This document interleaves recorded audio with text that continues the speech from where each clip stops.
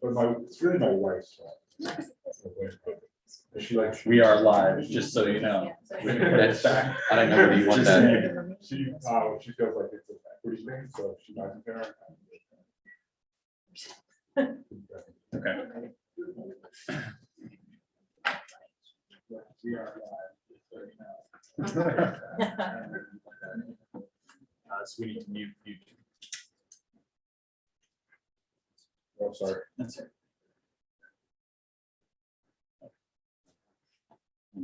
Switch it to whatever. All right, resume. We're Zoom, we're connected.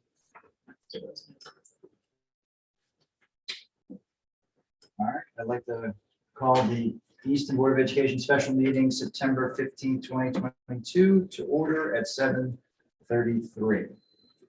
And in attendance are Alicia Young, John Stinson, Devin Weibel, Randy Hicks, and I believe Jeff Parker via Zoom. He said he's waiting to be let in. Okay, so he should be in the waiting room here. Can I, Oh, that's all right. just let him in real quick.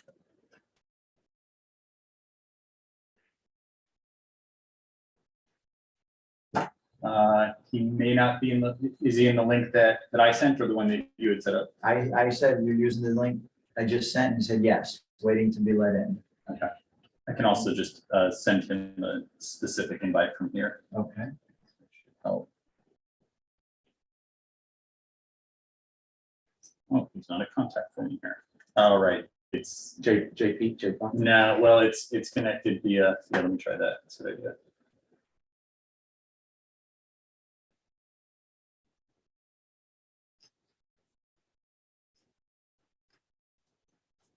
There we go. All right.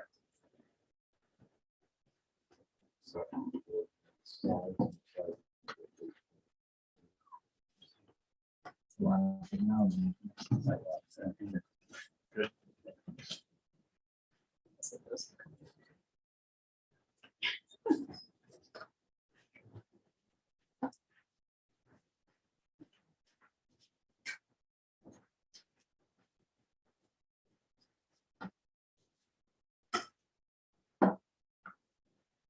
So once he, you can let him in. Yeah.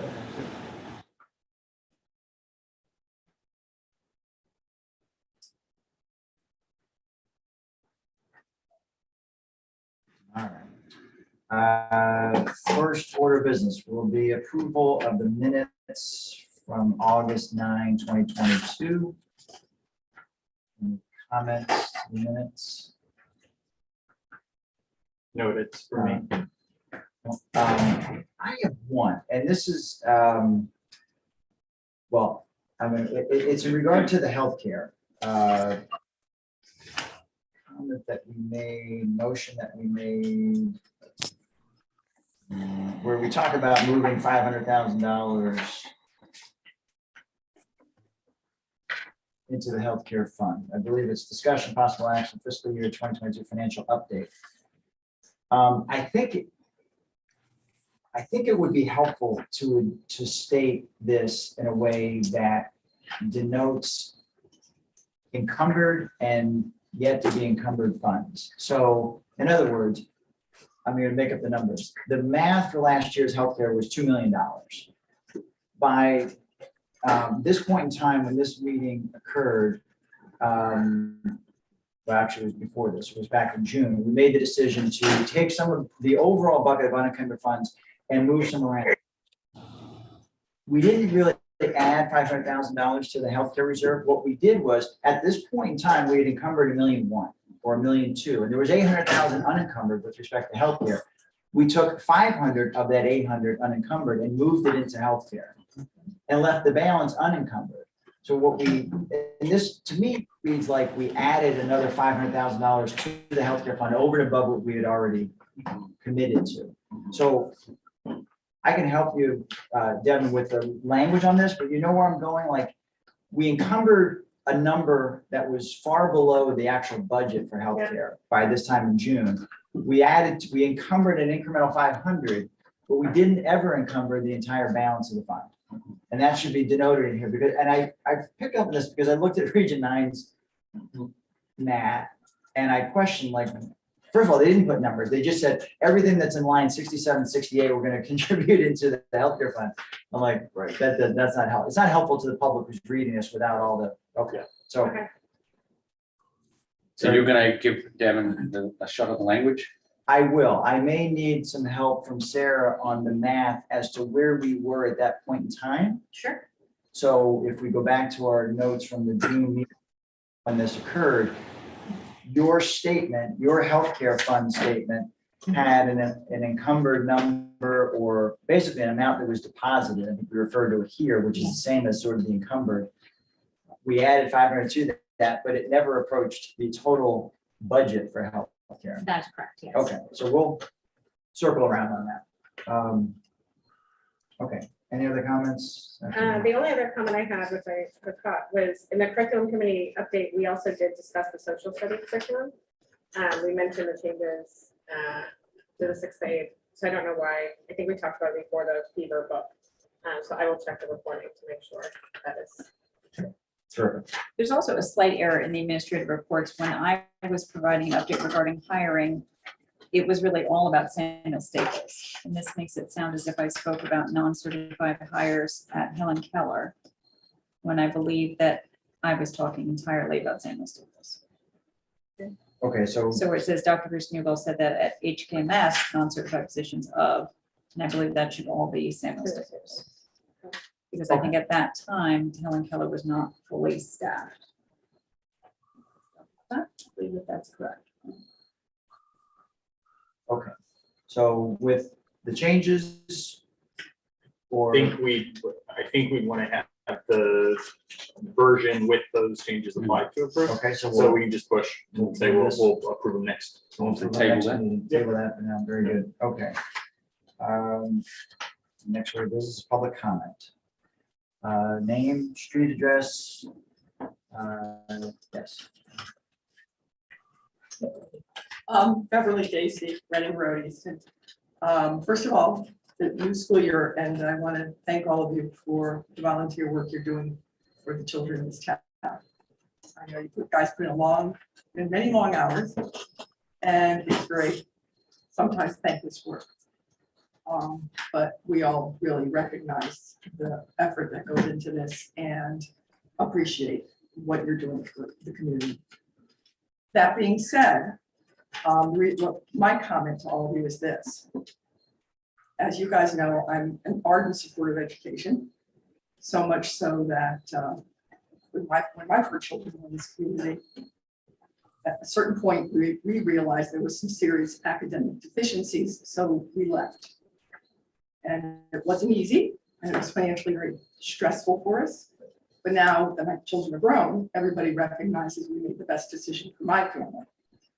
But I'm still an ardent supporter of education, so I keep coming back. And what I want to say to all of you that I hope you'll think about this year, and I'm sure it's a little bit weighing on all of your minds, is that we're at a time right now where I think we're at a huge crossroads in education. That we are coming out of the pandemic. Everyone knows our children are academically deficient for a variety of reasons. We know there are mental health issues that have emerged from. We're dealing with some serious drug issues that are beginning to emerge and a lot of social pressure on our children. I think the state has a certain amount of control, we all know that, over what's being taught in our schools. But you all have a lot of latitude as a board to look at where the gaps might be and to do what you can do to make sure these kids are getting the core basic academic coursework and fundamentals that they really need to be fully functioning adults in our country. And it's a yeoman's undertaking. I don't envy any of you. I think we're at a really, really difficult time. Some of you may be aware that New Canaan addressed this recently, and their board has made it a point to focus back on academic rigor. So I bring that to all of you, hoping that as you try to take the state mandates and controls, which are in and of themselves daunting, that as a board, you will do the more difficult work that I think exists in guiding the superintendent, who obviously has to report to the state in terms of where you see voids for our children. And you know better than most, because you have children in schools, you hear from the other parents, you know what you know, you see what you see. And contrary to whatever pressures are out there, the parents are your best cheerleaders. And we are not the enemy, we're your friends and your colleagues and your confidants. And parents are concerned about their children's well-being, and they're their number one focus. So as this battle is going on out there, which I think is horrid, I think we as a small community are in a place where we can go back to the core values that we know are what drives a society. And as a person trained in anthropology, I'm watching this with fascination, because I know what those core institutions are that makes a society strong. And among those is the family. So that being said, I think, as I said, you have a lot of challenges, a lot of social pressures on all of you, but I hope you can step aside and think about the children and what kind of citizens we want to put out there, particularly the academic piece of this. Because if we don't have that focus, we lose everything. And that is the reality that we're all facing now. So that being said, that's all I wanted to bring forward. And thank you guys again. I wish you the best. It's going to be a tough school year, but I know you're a good board and you'll get the work done for us. So thank you. Any additional comment? Oh, yes. Carolyn Oppenheim, Hunting Ridge Road, Easton. A couple of things. I mean, I think that, again, I think I've said it many times, but I appreciate all the work that you guys do. I have a little bit of concern over, I was surprised, I think, to see a member of the board on the DEI committee who I felt was pretty clear based on sharing emails with people who are anti-DEI in the community on the DEI committee. It makes me concerned for the children in our community that are in need of that work. And again, it's a concern to me because it's a very important part of, I think, what this year is going to be about. And I think that academics is absolutely a huge component of this year, but so is the initiatives to include all the children that have, particularly those with special needs, have taken a big dive as well. So it was a little bit concerning to me to see that on Monday. Was it Monday? Yeah, Monday. Yeah, and another note, I'm concerned about some financial rumblings I've heard in terms of spending money on a lot of, FOIA requests and the amount of time and effort that it's taking to get information out to the community for people that don't even have children in the community, in the schools. I feel like we're going to be paying for people information when they have no vested interest in the education. At this time, they may have been a time ago and felt that they didn't need to be in the community, in this school community, or they may have felt like they, but it's right now, my children are in the community, and I feel like we're paying for, our administrators are spending so much time on things that are not education related, and that's concerning to me. So I hope that's something that's discussed. I know that we're doing a financial review this evening, so I'm hoping we can, focus on the needs of the children rather than the needs of everybody to get, and I recognize it's everybody's right to have it. So let's be clear. I'm not saying they shouldn't. It's concerning to me that we're going to be spending so much money on getting that, and time of our staff and administrators. Thank you. Thank you. Any other public comment? Yes, please. My name is Joe Palchuk, Riley Road, Easton. Thank you so much for coming forward, even though thing, I should have to say. It was very, very incredible, I have to say. Along with she said about core values, what I may say, I hope I don't come across like a jerk. I do apologize in advance, but I'm just trying to speak on my behalf because I value the time I have with my family. In this time that we live in, it feels like everyone is choosing a side, whether it's left or right. I'd like to think that I'm right down the middle. I listen, I attempt to get view from many people. That brings me to an email that was sent home on the first day of school. The email contains suggestions of how I should engage my children and when I come home. At first, I was confused. I feel that I know what might be right for my children.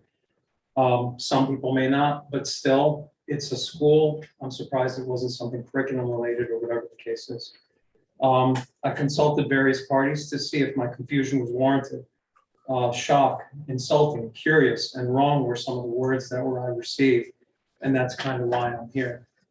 Why am I receiving emails and texts from my kids' school or administration that are not about school activities? I was enjoying a fun afternoon on Labor Day with my kids playing mini golf, knowing that my time was very limited due to a storm that was coming. Only to receive a text from the superintendent saying a storm is coming. So I had to stop, look at my phone. I understand it's seconds, but precious time. Kids grow up very fast. My apologies. Did I receive a text or an email about the date change for tonight? Nothing. The only thing I received was on September 9th, stating that there was going to be a meeting on the 13th in Helen Keller. The only way I found out about this was to be able to call Helen Keller to find out if there was going to be some sort of public comment that was going to be allowed. They did not know. I called ER9. The secretary did share with me that the date had changed, and I may have misunderstood, which I probably did. She said it was going to be at the library, not here. So I apologize for my tardiness. But once again, that could have just been me not hearing it correctly. In closing, I am not going to win Parent of the Year by any means. I would never even do what you did today. Thank you so much for coming forward with what you did. And this is all as well, so we know each other very well. But I do value my time with my family. My work life is enough of an intrusion on my personal life, but I do not get suggestions from my boss on behalf on how to balance my work life and my home life. He may ask me if I want to have a couple more hours to myself to be able to have time with kids or something along those lines, or do I need that? But never are they told how to balance my work life and my home life. Thank you very much for your time. I appreciate it.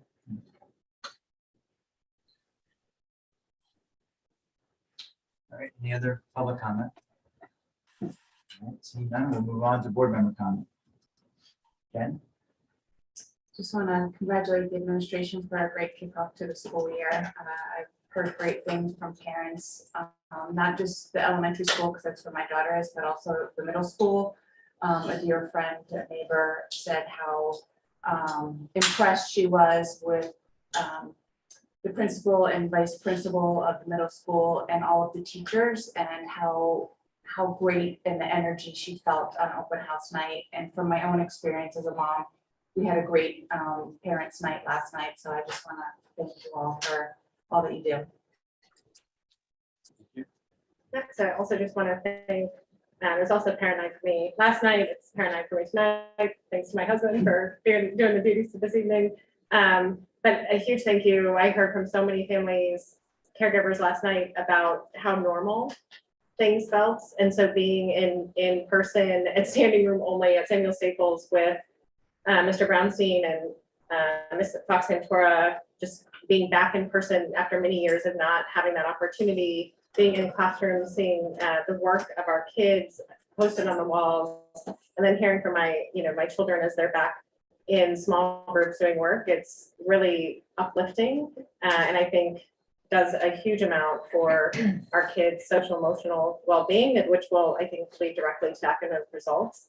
I've also heard about the energy in the middle school and how great Dr. Clapp and Annie are doing, and just, when I walk into the media center, like just seeing this nook where kids can sit and read and just creating welcoming spaces, which I think is so important as we come back into whatever this is, post-pandemic, kind of whatever pandemic thing we're in at the moment. And I will say, I love, the newsletter that I know the administration at Helen Keller spends so much time on. I don't have a middle school child yet, but being able to open and see photos of classrooms and just envision, because I think middle school is a scary time. I'm not gonna lie as a mom. So just being able to envision what it will be like when my children go there and just seeing how welcoming it is. So just always appreciate the communications from the principals and the team. Briefly, I just want to shout out for convocation. That was an outstanding kickoff and a way to rally the troops and get all the teachers focused on the right goal. Thank you so much for all you do, Dr. McKinnon. I think it makes a huge difference to start the year out like that. And a lot of people have given great feedback. Teachers have been talking about what sort of huge amount of energy that sort of sort of put back in and invested in that start of the year. So thank you. Thanks for doing that, and ditto to everything that's been said so far as well. Randy, this is Jeff Parker. Want you to know that I got out at 7:37. Want to thank John Stinson for the magical Zoom link that made this all possible. And I think we really are off to a very good start for the year. And I think there's nothing in our way that will get in the way of making this a great year for all of us. Thank you, Jeff. Well, thank you. So I will add on to the congratulations for a great start to the school year. Both my children have had a wonderful first couple of weeks. I've been very pleased with the events I've been able to attend. I think they've been great. Meet the teacher for me especially was really great to be back in the school and see not just the teachers, but the community members that you haven't been able to see at that kind of event. So thank you for that. And I look forward to a wonderful year. And I don't know if this is the right place to make this comment, but I just noticed it from the minutes from the last meeting. And that is a discussion I would like to potentially have about the book that has been selected for the 6th grade, and whether we might be able to address that at some point. I don't know if that's been final or if that was a recommendation. It wasn't clear to me. Should I respond or? Sure. My understanding, and Dr. Pearson, you all feel free to jump in, is it was that we don't approve books, that it is, the recommendation comes forth, but it is done through the teachers at the school. We heard about it in the curriculum committee. We shared information about it here really as information, but that it's not subject to board approval. That's correct. The board was informed of the decision to change the core novel. For the most part, the teachers select literature over the course of the year tied to different units of study. But as time has moved on, and because Easton and Reading share a common curricula, I've made an effort to have one core novel in each one of the middle school grades so that as they move on to the high school, there's that common experience across the two districts. And so from time to time, the teachers get feedback generally from students to say, you know, this book is not really interesting to us, not engaging. And so last year they asked if we could take a look at the grade 6 novel, and after a great deal of discussion, they made the recommendation to change from Esperanza Rising to Fever. Wrong? 1793, which is about the yellow fever. What's the book? Sorry. That's called Fever 1793. Okay. I have 2 quick comments. One is that at our August meeting, concluding, and I asked the board to sort of think about a couple of different goals, 2 or 3 goals, send them to me. I sort of aggregated them and lumped them into various criteria. We'll spend some more time on that at the appropriate time, but that's, and frankly, I think it's important. I think we've done this loosely in the past, or maybe more formally, but we're going to, as a board, we'll spend some time on that. As for instance, one of the goals is, and it was touched on by the public earlier tonight, the amount of time that administration spends on things that don't really affect the quality of the education in the district. What can we do as a board to help them help themselves, so to speak, for lack of a better term? So that's there's a number of things, that's one of the items that we're gonna kick around. The other thing is, and this is a tease for the October meeting, because Dr. McKinnon will be presenting an extraordinary strategic plan.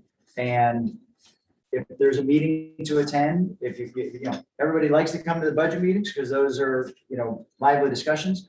The October meeting is a meeting to attend, because it does lay the framework for what we find as important, what the administration finds that are the key strategic pillars as we move forward as a district. And we as the board, ride shotgun, for lack of a better term. So, okay. With that, administrative reports. Okay, great. Thank you so much. So convocation was brought up tonight. Thank you for that feedback. I did feel like it was important to kind of set the tone for the year. Convocation, if you've ever attended, is where all the teachers and faculty come together in one place, all 5 schools. And over the past couple of years, we haven't had convocation because of the pandemic, but it's usually a meeting that most school districts have. And that wasn't just me, it was the team that really kind of put together the framework for convocation. So we talk about what our strategic plans are for the future and the school year. We talk about what our goals are. And we also talk about what we think is really important. So, and during the teacher of the year, during convocation, we also announced the teacher of the year. So it was a great event. And it was nice to bring everyone back together again. You brought up strategic planning. This past spring, we did start having conversations and with various focus groups around developing a strategic plan for our district. And so the work in the spring was around collecting data and starting to kind of triangulate what the major themes are for that information to start identifying what our priorities are. So we're in a really good place in terms of that work. And we also included having conversations with students as well. We asked questions like, what should the ideal school look like? What skills and dispositions should students possess when they graduate high school, right? And so putting all that information together really should help craft our strategic priorities. And so the reason why strategic priorities are important is because if everything is aligned and we're all working around the same goals, then we're much more effective. Unfortunately, in education, I've worked in a lot of school districts. We're not aligned. We're not coherent. We're not all pulling in the right direction. So I love these draft goals that you started to talk about, because what they essentially say is we're going to spend our time focusing on our priorities and what is going to drive us forward, because it's so easy to get pulled off course, right? And there's only a certain amount of bandwidth that a school district has to really do really important things. So this conversation is really important. So our strategic priorities will be driven by these 3 buckets. Our values, which again have come from stakeholders, they really help drive our culture and climate. We'll describe what high quality instruction looks like. High impact instructional strategies. We'll show you some goals and metrics, talk about some professional development training, and we'll also identify the priorities, actions, action steps, and how we can allocate some resources and investment. And all of those things really drive together towards student achievement, right? So we'll come back and talk about that. Now, Randy built this plan up like it's going to be delivered in October and it's going to be great, right? I just want to say that, what I want to say is, what I'd like to do is to present a draft in October with the major areas and some action steps. And it will be an opportunity for the board at that point to give us feedback, because you haven't really interacted with this yet. It's been other stakeholders. And so I would love for our October meeting for us to present the priorities, but for almost to be a workshop style. Just give us your feedback, because it's a rare opportunity that we're all together. We only do it 4 or 5 times a year. And in October, at each board's meeting, we'll be focusing on that blue circle, which is the quality instruction. And this is where we're going to be presenting a DIP and a SIP, right? And a DIP is a district improvement plan, and a SIP is a school improvement plan. And this is where we get into really specific goals. Like, we are going to improve our reading scores in grade 4 by 10%. That's where we get really focused on kind of goals and metrics. And we'll compare ourselves with the other districts that are in our reference group, right? So how do we compare against other high quality school districts that are close to us? Wilton, Westport, Darien, New Canaan, Fairfield, did I say Westport, and so on, right? So, and then that is where you start to think, well, are we where we want to be? Are we slightly lower? How do we get to the next level? So that will happen in October as well. And as you said, the first few days of school, it was great. This year did feel really different. Yeah. About not coming back to school with masks. Our students got off the buses. They were really happy to be in school. Our teachers felt good. And, you know, there's just an energy in the school that I feel like we haven't felt in a couple of years, right? So, yeah, everything's humming along. I will be sending out an email and a text soon to members of the community. And I'm going to be saying, this is how I communicate with you. And you may be getting a call at 6 o'clock in the morning if there's ice or if there's a tornado coming through. And if you don't want to receive those texts, just let me know. So, is it Palchek? Palchek, yes. Palchek, I apologize. No apologies necessary. So, but that email will go out and people will have the opportunity to kind of opt out of that communication. But we don't really post those emergency notifications anymore to the radio station or the TV. So that, you know, when you got up in the morning and you watch the ticker tape across the bottom of whatever program you're watching, that we don't provide that anymore. Is it News 12? Is what you said? So text, emails, phone calls, and oftentimes those calls I make at 4 o'clock in the morning, and I'm guessing what the weather's going to be like at 7 a.m. And sometimes we get it wrong, right? Like, we're going to have a 3-hour delay and there's not a snowflake in the sky. No. Other times the ice comes earlier than we, you know, so we really, our goal is really just focus on safety. And I'm not a weather person. You don't have your degree in meteorology? I don't, Oh, but man. we just say, Someone else does. someone else does. We actually do hire a meteorologist, and we all get up at 4 o'clock in the morning and we hear the meteorologist talk about what's going to happen and what time the weather starts and so on. So that'll be coming up soon. So yeah, we had a great opening, and it's really great to see everyone back. So continuing on with administrative reports. We could turn first to Ms. Scrofani to give us a financial overview, and we have a brief memo and a budget summary, which I could also hand out to you as well.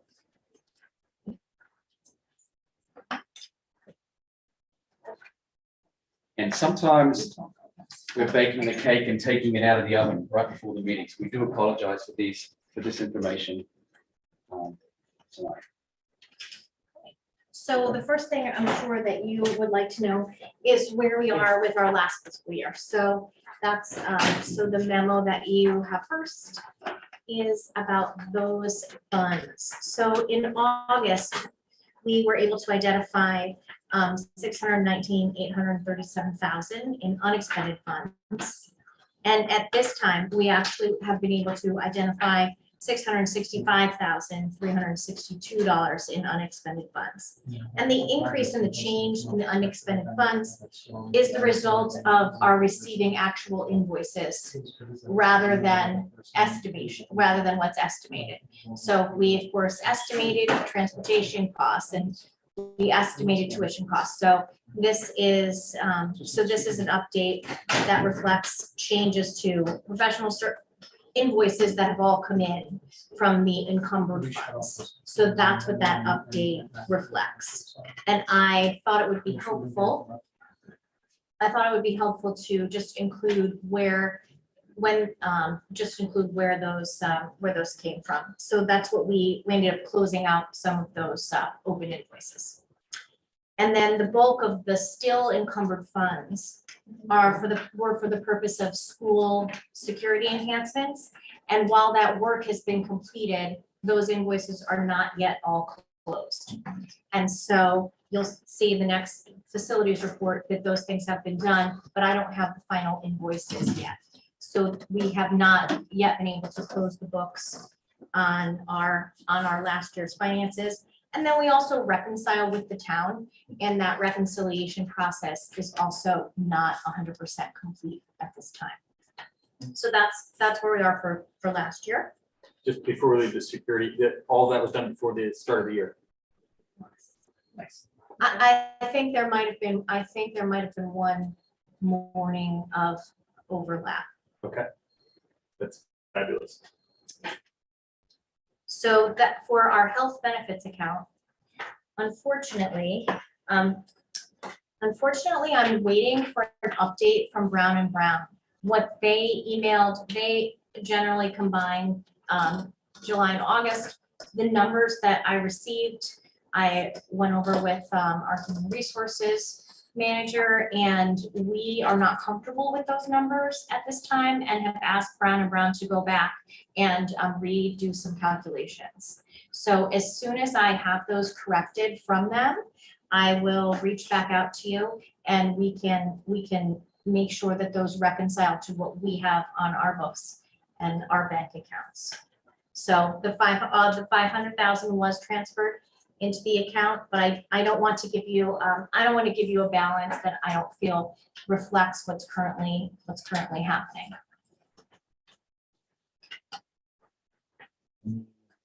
Questions for Sarah? No? Sarah, two quick things. Do you anticipate the 116 to essentially go to zero at some point? Yes. And do you know, I don't recall the last healthcare report that we saw. I'm sure it's not this one, which is basically March's. And I guess high level, you may not have this number, you probably don't, hopefully you don't. Our annual budget for last year was $2.5 million roughly. And do you have any sense of where we ended vis-a-vis our budget? So I don't want to give you that number at this time, because I don't believe Even as they please? that it is correct. However, as soon as I do have a number that is reflective of what I think it should be, I will reach out to you, and then to the rest of the committee, to the rest of the board, to make sure that those numbers are correct. Okay. And perhaps we can do that in the discussion with taking a look at changing the language from the minutes from last time. Sure, okay. And I also started I know you requested a new format, and I also have some thoughts about that Okay. I'd like to share in a Perfect. Yeah. subcommittee perhaps. And I'm looking at the June number, not July and August. I know may be a little goofy at the moment. I'm just looking at where we ended June. They don't have that. They don't have a good number for you there either. If not, that's okay. No.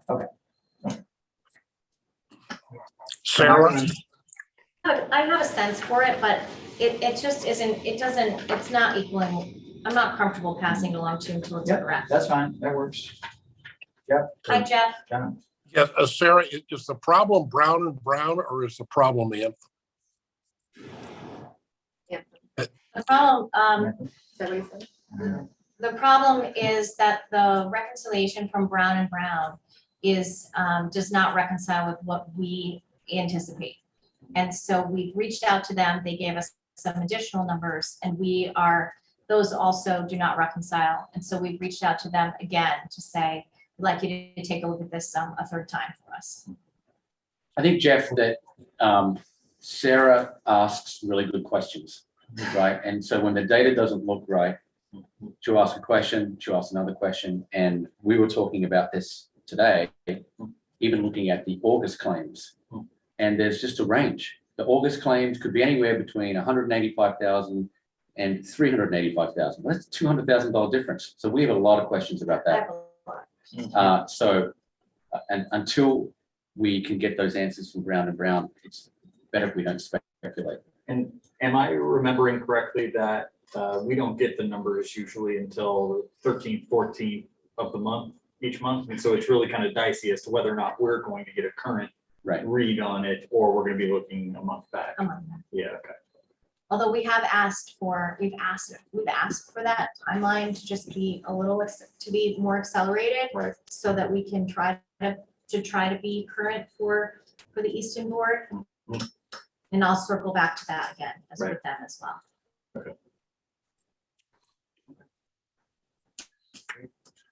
The next item on the agenda, Randy, was just a facilities update. And here is just a memo on this as well. And really what we want to draw your attention to, other than the typical summer projects like floor resurfacing and cleaning and tile replacements and so on, is that we did complete those security enhancements. Now, we didn't talk about security enhancements in the public last time because, you know, we typically talk about those things in executive session. But we can say now, because teachers have noticed that all of their classroom locks have been replaced, the interior classroom locks in both buildings. And there were some access controls added to Helen Keller to improve security. An access control meaning that you use an access card to scan into a building and a door opens temporarily for 5 seconds, right? So those those things were identified as areas that we'd like to focus on, and obviously we talked about that to the board, and they've all been completed. One of the access controls was installed, but the scan reader wasn't programmed like maybe until 2 days into the start of the school year, but it wasn't the front access door. It was a door that we never had as an access card before. So all of that is up and running, and I'm pleased to say that these enhancements will make our classroom safer. So thank you to the board for supporting those projects. Thank you to both, everybody who was involved, because I know we talked about it months ago. It was a very short timeline and turnaround, so I really appreciate somehow the magic that happened to get contractors signed, found, work done, invoices in before the close of the fiscal year, so big, huge thank you to all of you. And frankly, I don't think that we can say loudly enough how much thanks we owe to Dr. McKinnon and team for embarking on that security audit way before it was an issue. They started to do this work before the latest tragedy. I think it was Uvalde that really sort of drove a lot of people into this space. Dr. McKinnon was already there and had already had the audit completed. So we had the results and knew what we needed to address, as opposed to playing catch up. And that has done a tremendous service to this community. Thank you. And the next item, you'll see a summer hiring update, and our human resources department of one, Vicky Cram, has been very busy over the summer, and you can see all the certified staff that we've hired, 16 certified staff, 16 non-certified staff, and there is a shortage of qualified teachers in the state of Connecticut at the moment, but our districts are so attractive that we do have teachers wanting to work here. And so we were able to fill all of these positions. Some of these teachers are brand new, straight out of UConn master programs. It's their first year. Some of them are more experienced, coming from different districts. And this list kind of provides an overview of some of the new staff that we've added. You've got the hire name, the position, who they replaced, and the reason for the change. And some of the new positions highlighted in that column to the right: the kindergarten teacher, the first grade teacher, the second grade teacher, the art teacher, and then further down the part-time PE teacher, were as a result of you analyzing class size and really investing in quality, right? Because we recognize that class size does make a difference. And so thank you to the board for we deliberated on that during the budget process, and you can see that these positions now are filled out. And over the page, you can see some non-certified staff that we've hired and some vacancies, some staff that are almost being hired. And so we've got some mostly non-certified staff. Yeah. So that is our report. What I'd like to do at some point in the future is have a report and discuss, there's a column there that should be there, which isn't there at the moment. And the column is the impact of the budget. Because some of these positions are cost neutral, some of these are savings in terms of breakage. You've heard that word being used before, and some of them, sometimes we've hired people at above where we need it. So we can provide that information in the future for you, and we do want to provide that to you, but we just didn't provide it tonight. This is, one of the coolest things last night was this was the K2 orientation. Mr. Brownstein, called up all the teachers and the number of new folks. It was funny because he joked with Kim that she was making him do it because she was going to forget the names of all the new folks.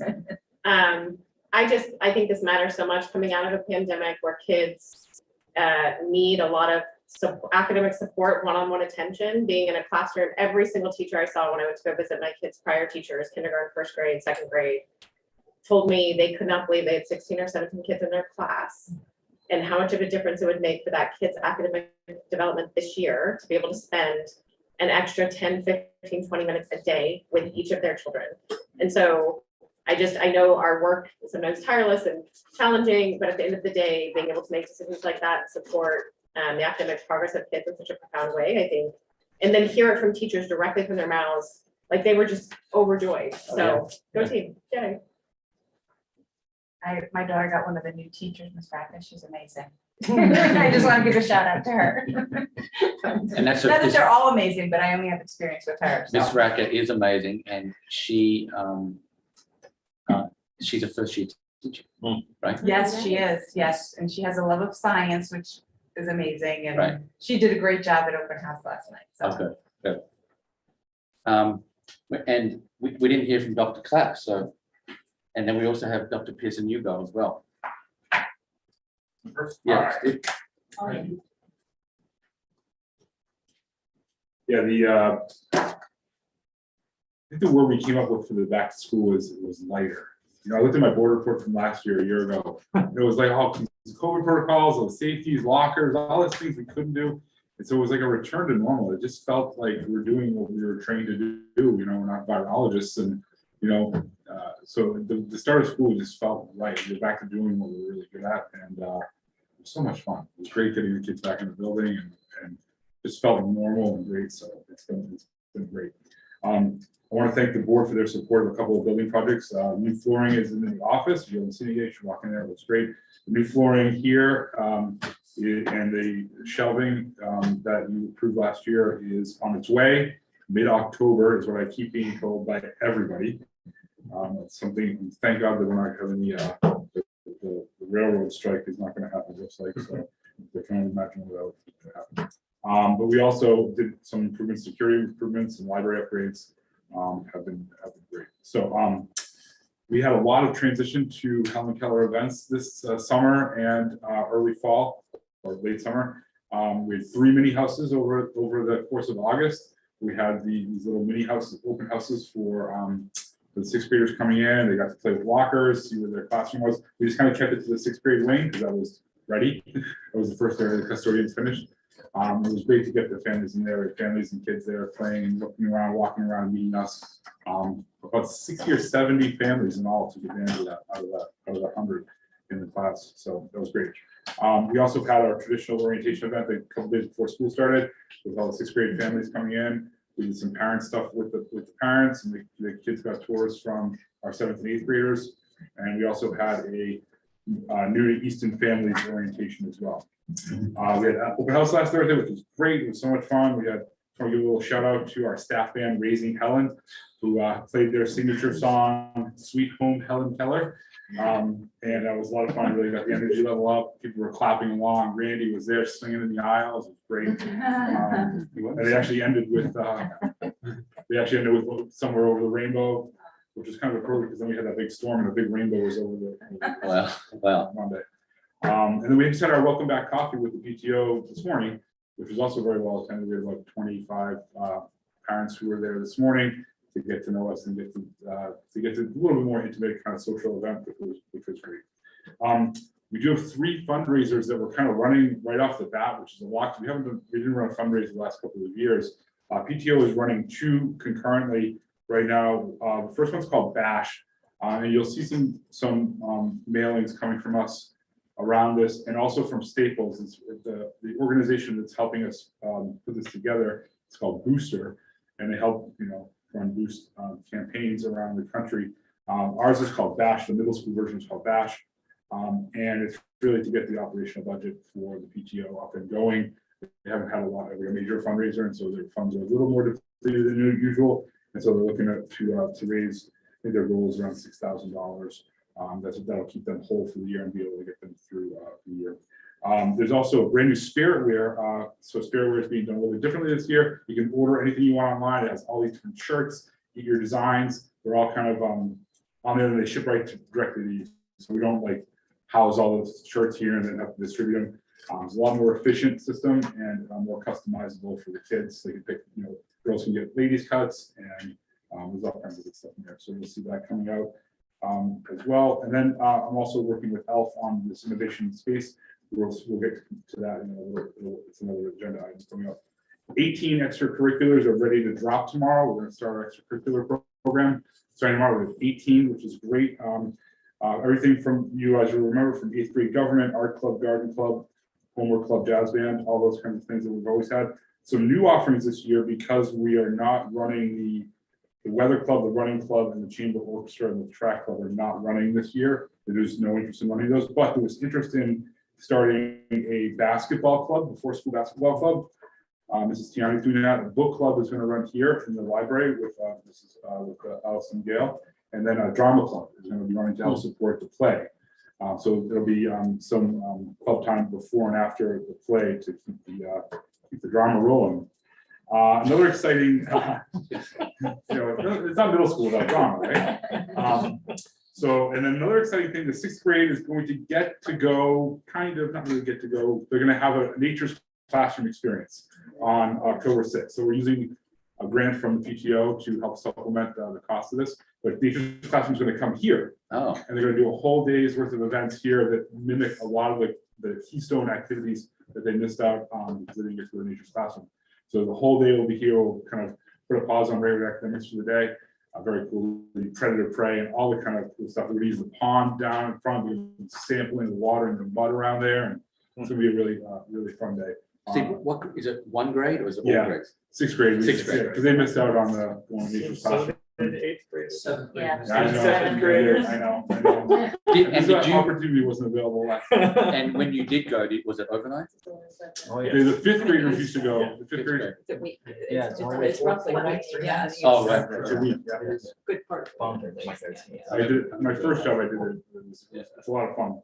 It's a lot. It's a week, but having nature's classroom here to give that experience would be great. 7th and 8th grade are also looking at enrichment opportunities early in the fall with the PTO. We haven't nailed anything down yet.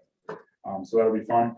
And then the only other thing I'm going to say is we continue to not have a lot of subs in the sub pool. Annie and I have been interviewing like crazy. We've interviewed 7 subs for the district in the last 3 days. We've got some pretty good people. It takes a lot to become a sub. I didn't really realize how rigorous the process was.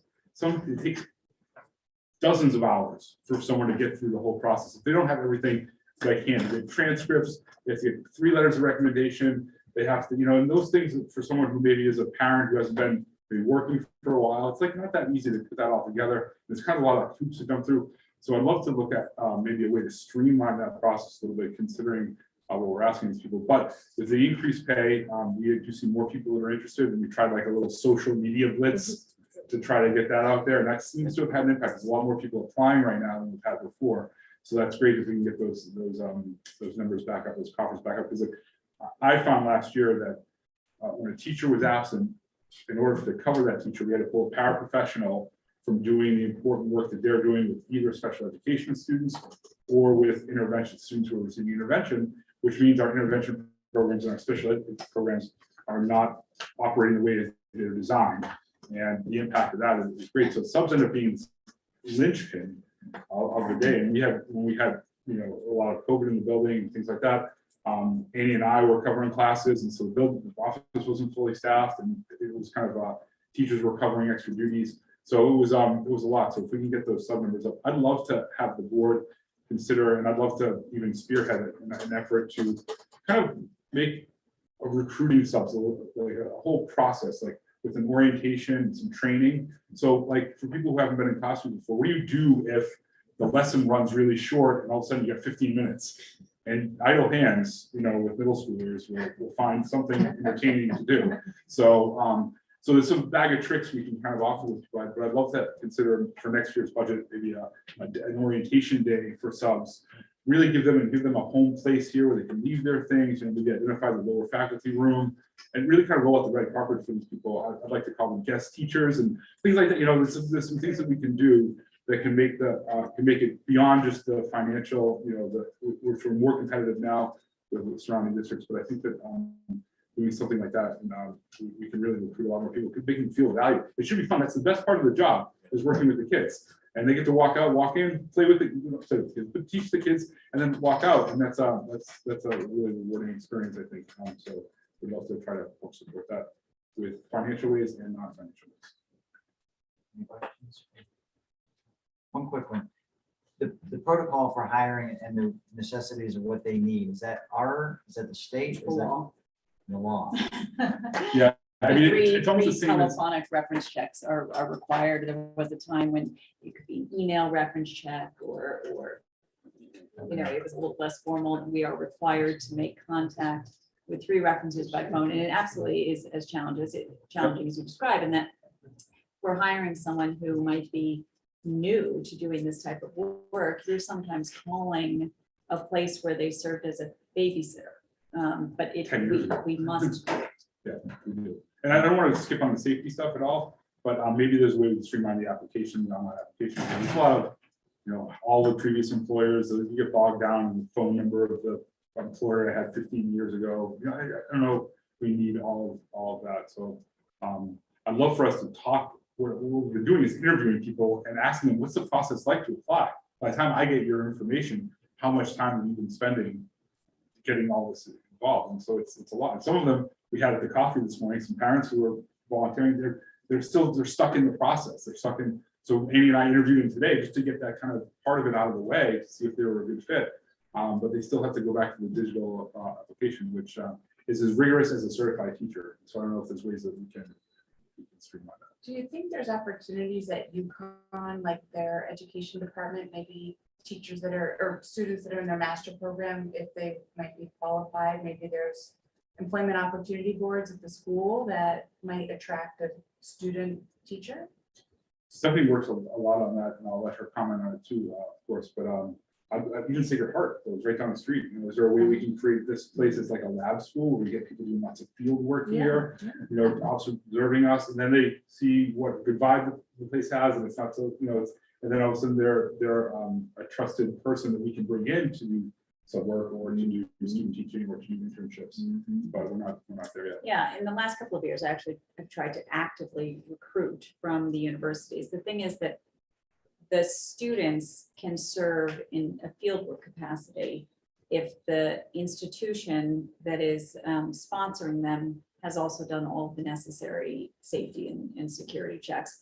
We can't leave those individuals, of course, alone with students at any point. So they really can't serve as substitutes. If they're going to serve as substitutes, then they have to go through the more official process with central office. We keep record, of course, of anyone who's serving in any one of our schools on a very regular basis if they're not an employee. So we keep track of both our student teachers and people who are completing field work. We have, though, really tried to recruit more field work students, because having an extra pair of hands in the classroom is terrific. And plus it's introducing them to a tremendous career. So we have tried to increase the ranks, but it doesn't necessarily work to solve the shortage. But although Helen Keller's done some terrific advertising. Thank you. We're trying. It seems to be paying off so far. So all of the R9 will benefit. I think we've cleared a few subs already. So Thank you. Thank you all. There's one final administrative update. I know there's curriculum further down on the agenda, but Dr. Pearson, you go can provide a brief overview, and you do have something in your packet on curriculum summer work. Yeah, so I'm going to continue with the good news. So we have not had a great summer of staff members digging into curriculum work in just too long for a number of reasons, for health reasons, for budgetary reasons, for energy reasons. And this summer was a really productive summer. People engaged in professional learning as well as curriculum work. So I'm not going to read my entire report to you, but I want to highlight a few things. There was absolutely a focus on some academic needs. So there was a lot of thought given to how we were going to prioritize our work. So the board very generously supported the purchase of some additional materials at the end of the year with unspent funds. Those are the geo materials for our early readers. There will be quite a focus on the science of reading in our elementary reading classrooms this year. So that what that means is that in kindergarten, that's all about phonemic awareness, teaching student explicit instruction around hearing the sounds and words before we are actually teaching them how to decode and how to encode as they write. And that requires materials, and that requires training, and it requires guidance. So our literacy specialists spent a lot of time this summer mapping that out for the teachers in their year. So rather than saying this is an expectation for you, they created a guide that shows over the months of the year in each unit of study, you need to be planning on X number of minutes on a daily basis. And here's the resource that you can use, and then, really hyperlinked. So this is, unit 1, and it's going to work you through these sounds, unit 2, and so on. So it really gives them that roadmap. Anytime we give something new to teachers, there's the feeling of like, the plate's already full, where am I going to put this? So helping them to figure out how they're going to manage their time is really useful. As we know, our literacy specialists are, they have very little time for coaching. We call them coaches, but the fact is they spend the vast majority, if not all of their time, serving as interventionists, as well as supporting the curriculum work. So they need to be extremely productive during either the summer months or extra days or outside of the school hours in their support of their colleagues, because unfortunately, they just don't have a lot of time right now to be coaching teachers in the manner that it was designed, to really do gradual release, to go side by side with a teacher, model a lesson, and then say, now I'm going to step back, let's do it together. And now I'm going to walk away entirely. You do it on your own, and I'm going to give you feedback. And that requires time, and there's just not a lot of time. So the summer, but back to the good news, the summer was time well spent in terms of them really creating that roadmap. At the middle school level, we had, in this district, we had a number of teachers participate in a content writing institute. One of our literacy specialists in Reading is also a teacher's college consultant. And so part of his arrangement with us is that he gives us some time in the summer and he runs an institute in-house. So he runs an institute at John Reed Middle School, and all of the Easton and Reading grade 4 through 8 teachers were invited to participate in that institute. That had a terrific attendance. So as you can see, we had 11 teachers from Easton participate in that. It was 3 days, and people were extremely engaged and very energetic. There was a lot of new learning that immediately the teachers had their book bags full of materials of, I'm so excited to now put this into practice in the year. So, and to say that that happened in June, I think also speaks to a different energy level at the end of last year compared to what we've seen in the last few years. I spoke to you already about the K through 3 work. STEM. So our STEM program, both of our middle schools have integrated pre-engineering programs. Here at Helen Keller, it's Project Lead the Way, and the Reading program is more of a homegrown STEM program. It feeds into Barlow, where there are many offerings around engineering. There are 3 key teachers who are involved in this work, and it's really important that our middle schools create an aligned and solid foundation so that when our students get to the high school, they can go that much further, right? So you don't want the students to have to learn new software, learn new ways of doing things, learn new ways of coding because they're using a different software program. So we've been working to have one program, and that's Fusion 360. So it's called Fusion 360. And so I have been working with a Sacred Heart professor for a number of years who's been serving as a consultant. And we've developed really great partnerships. So he's come into district to do some work. We spent some time at Sacred Heart this summer. So great, that's also just down the road. So our teachers were there for 4 full days, and I spent a number of hours with them one day. And they were able to use the entire STEM lab at Sacred Heart, which is really just tremendous. I mean, well, I won't take a guess at how much money has gone into the STEM lab, but it far exceeds what we would be able to provide in district.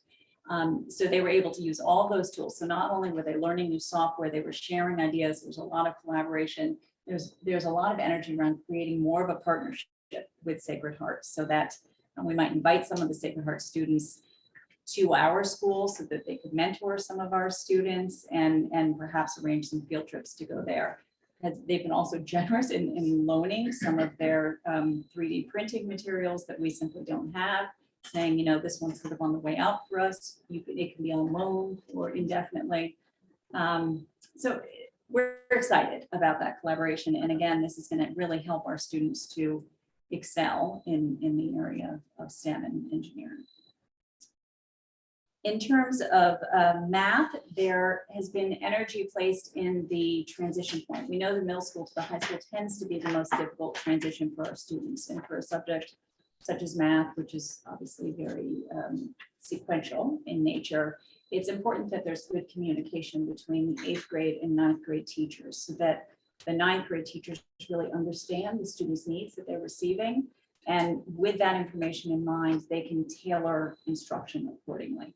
So while it doesn't look like a lot of time on paper, this is really accomplished. Some years we do it through an in-person meeting and we map the curriculum pacing together, and other years the teachers just speak on the phone. So this was a summer where the student roster and performance information in front of them, they were on the phone sharing information, and the receiving team at Barlow always feels as if it just allows them to hit the ground running when students come in September and really know the 9th graders when they enter the high school. There was some work done in Reading around 5 to 8 science, which we will extend to Easton now that the teachers are back. We didn't have any Helen Keller teachers that were available to participate, but as some of you know, in Reading, we have a science technology instructional coach, and that person serves to support teachers in more of a coaching and curriculum coordination manner. We want to be using more of the interim assessments that have been released by the state that are next generation science standards assessments. They're very good quality. And so she will be working with the science teachers this year in both districts to really take a good look at those assessments to see how they can put them in action in their classroom. And let's see. Elementary math. So while the work was completed primarily in Reading, Easton will benefit as well from the attention that was put into an examination of every single assessment that our elementary school students take using the new math program and shortening them. So we know in year 1 of a program, you really have to run it exactly as it's designed. And so we certainly received a whole lot of feedback about what was working well and what was not working well.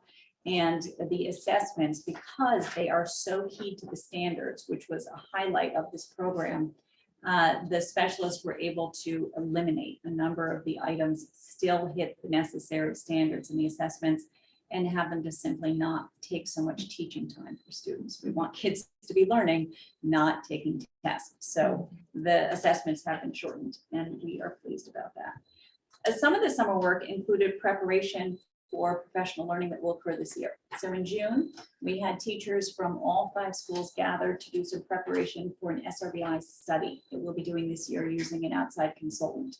So they shared a lot of protocols and processes that are used, and also shared an interest in figuring out how we can better support students who have behavioral needs in a more aligned, consistent manner. And right now that part of SRBI hasn't been fully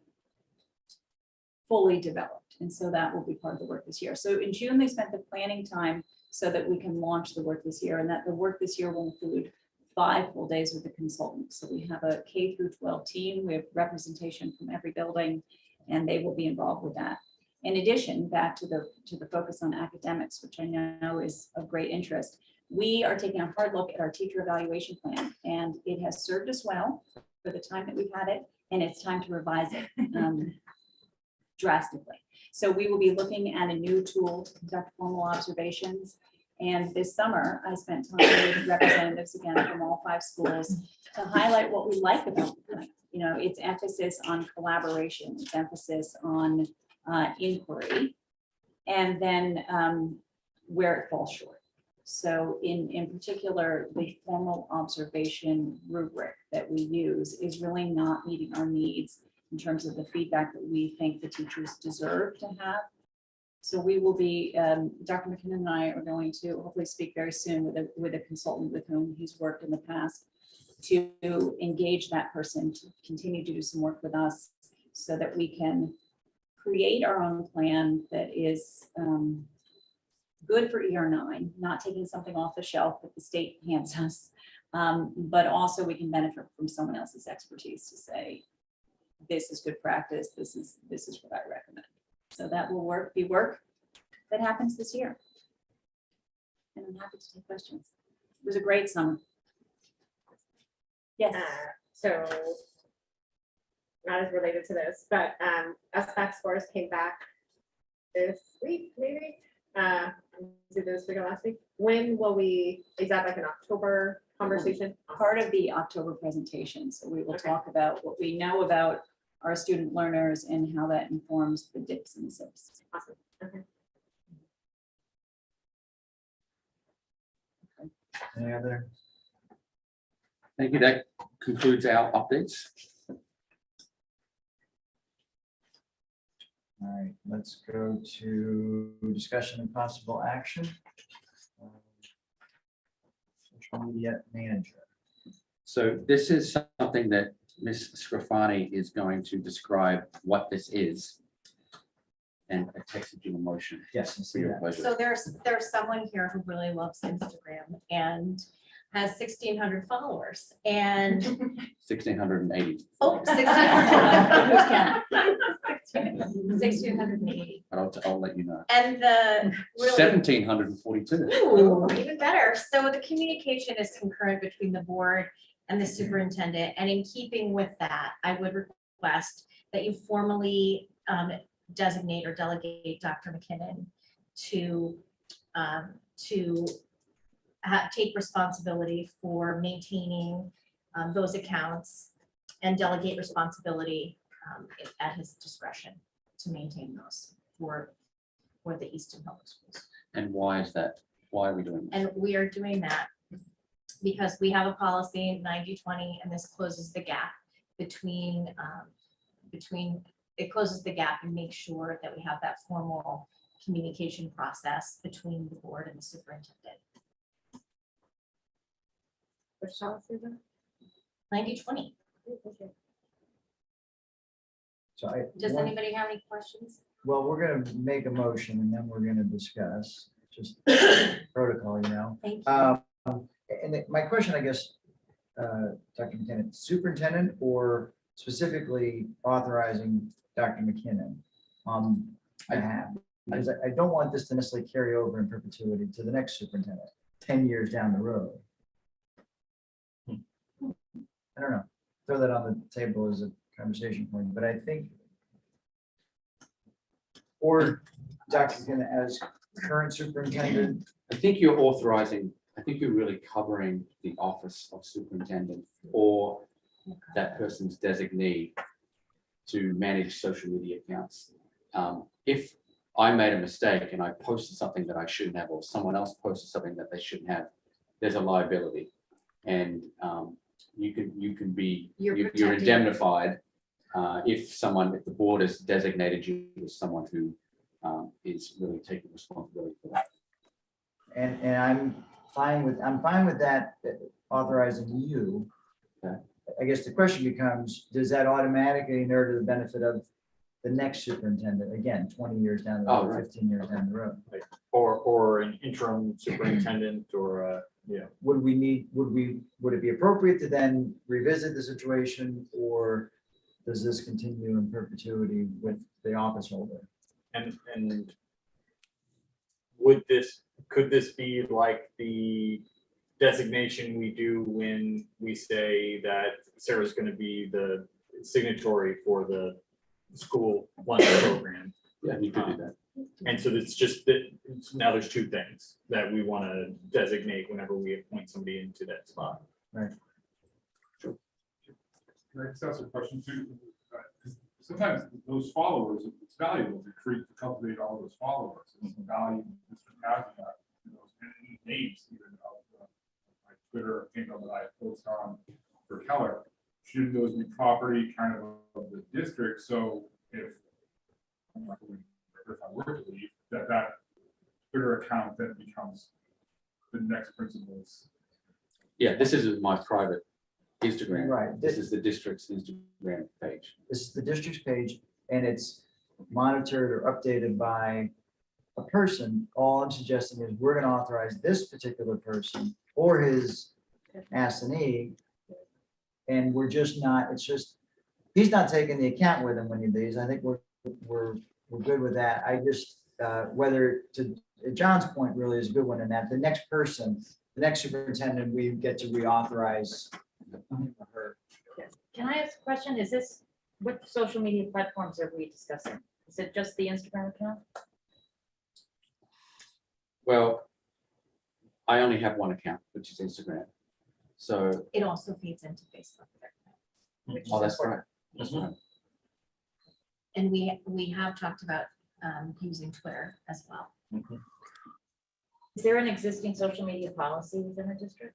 Yes, It is. yes, It's current. yes. It's more of a guidelines as to what's acceptable to post and things like that, or is? Well, it's a different question when it comes to our bylaws as they relate to social media for board members, but Right. that's sort of separate and distinct from that. We, as a part of our most recent update, there's policy that's stated in that update with relation to social media.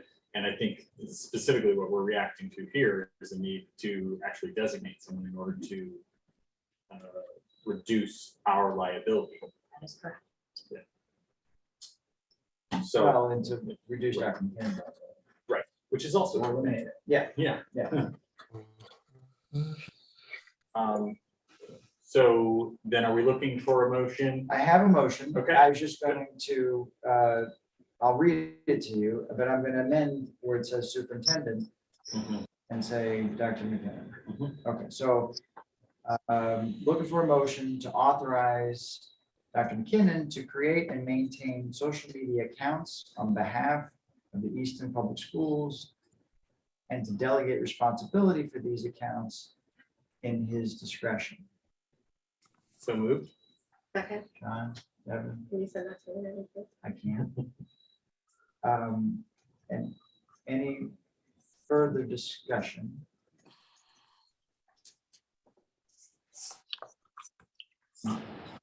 Jeff, Can we did you, say something about it getting reassessed upon I think because designation it's, or? because it's specifically Dr. McKinnon, I think that sort of covers it. So if he's Okay. no longer in the rule, no one is authorized, Okay. which is, I think, a part of the design of sort of Randy's motion, which I think makes sense. Okay. So if we were at some point, so is this, so to Dr. Clapp's point, this only is the ER9 piece? Or do we need to do anything for the HP? this is just Easton. We just, our Right. motion just replies to Right. Easton. East, well, But- if Dr. McKinnon wants Dr. Clapp to have, Are we allowing? Right. that designees? would be his designation. Did we say designee as part of that Yes. motion? Okay, Then yes. yes. Okay, otherwise, great, okay. So then, yes, it would as well. Should be all inclusive. So it's not just me, it's me and Dr. Clapp, because Dr. Clapp has his It can own. be anyone. I mean, I think you want to You make it broad designees. enough so His that Right. you could have multiple. multiple Because designee, I would think, is the person in your place as opposed to in Right. addition to. And I use that term, it's not, that's not the way motion's written, it's to Dr. McKinnon and basically his ability to delegate responsibility for these accounts in his discretion. So it covers more than just his designee as a singular. Any other comment? It's relevant, not relevant. Region 9 got into a little thing recently with a Instagram post, picture, what have you. I don't know. Well, I don't know that. I don't think it is at this point. So take a vote. All those in favor? Jeff? Aye. Aye. Passes unanimous 6-0. Thank you. Thank you. Moving right along. 6B, Easton Learning Foundation Furniture Grant.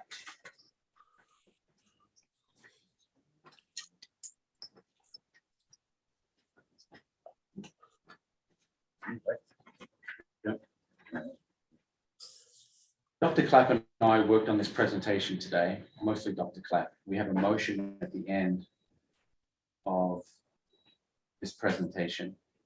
But seeing that it's 9, I think we'll just kind of hit the highlights. Sure.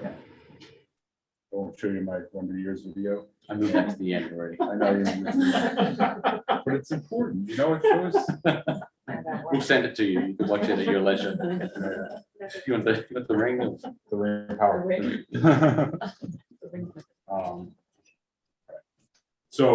Yes, we're partnering with Elf approached me and said, we haven't done a big project, you know, what do you have in mind? It's something we'd like to get involved in. This will be big for Keller in quite a few years. We'd love to get involved. And so we brainstormed around a lot of things. And you know, their mission is to bring innovative learning to the schools. And so we identified what a really important learning space would be. So we know the research says the learning environment is key for kids learning. You know, how they feel safe, they feel connected. It should be colorful, clean, engaging. And there's a ton of good research. There's a couple of good quotes up on the screen right now that they really do increase the kind of space we create, creates more collaboration, more creativity, and increases learning and productivity. And so we look, where is the place that's going to have the biggest bang for the buck? Well, there we go.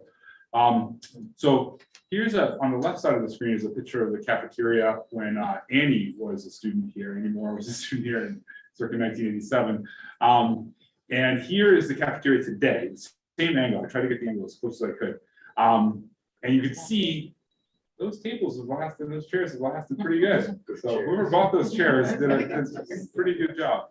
But they really are, it's really the same furniture in there for as long as anyone can remember. And so feel like that's a real place, that the cafeteria is a place where there's a lot of potential. It's used as a learning space already. Our music classes, especially when they get to full ensembles, operate out of there.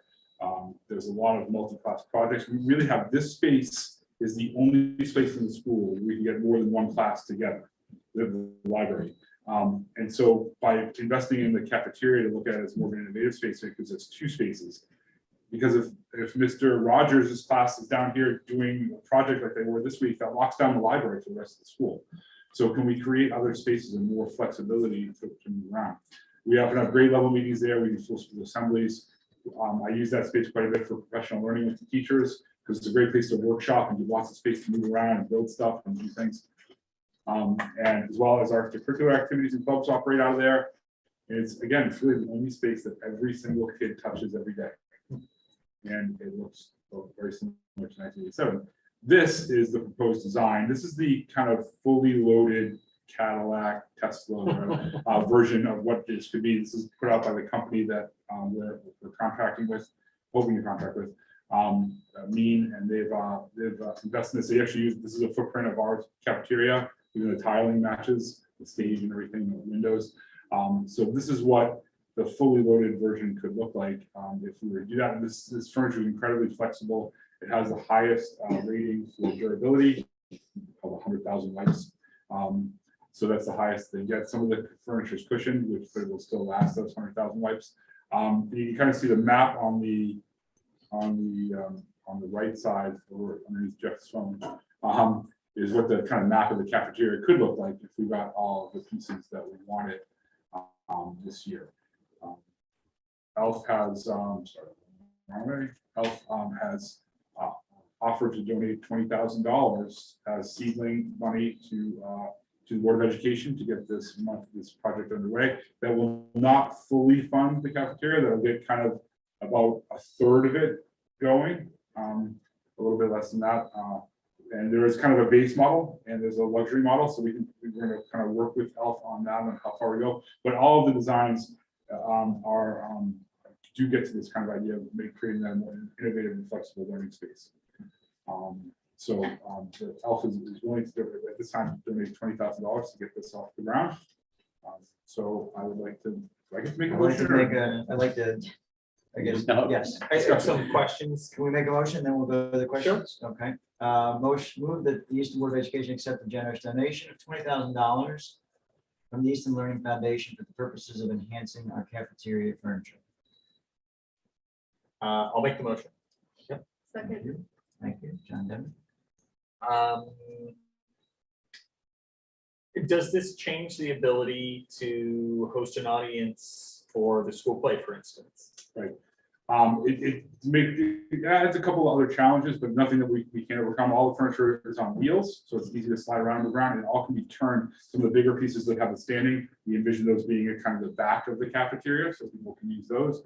And then the other furniture can collapse and could be put away so we still have we can do our full 400 seating auditorium with this design as well.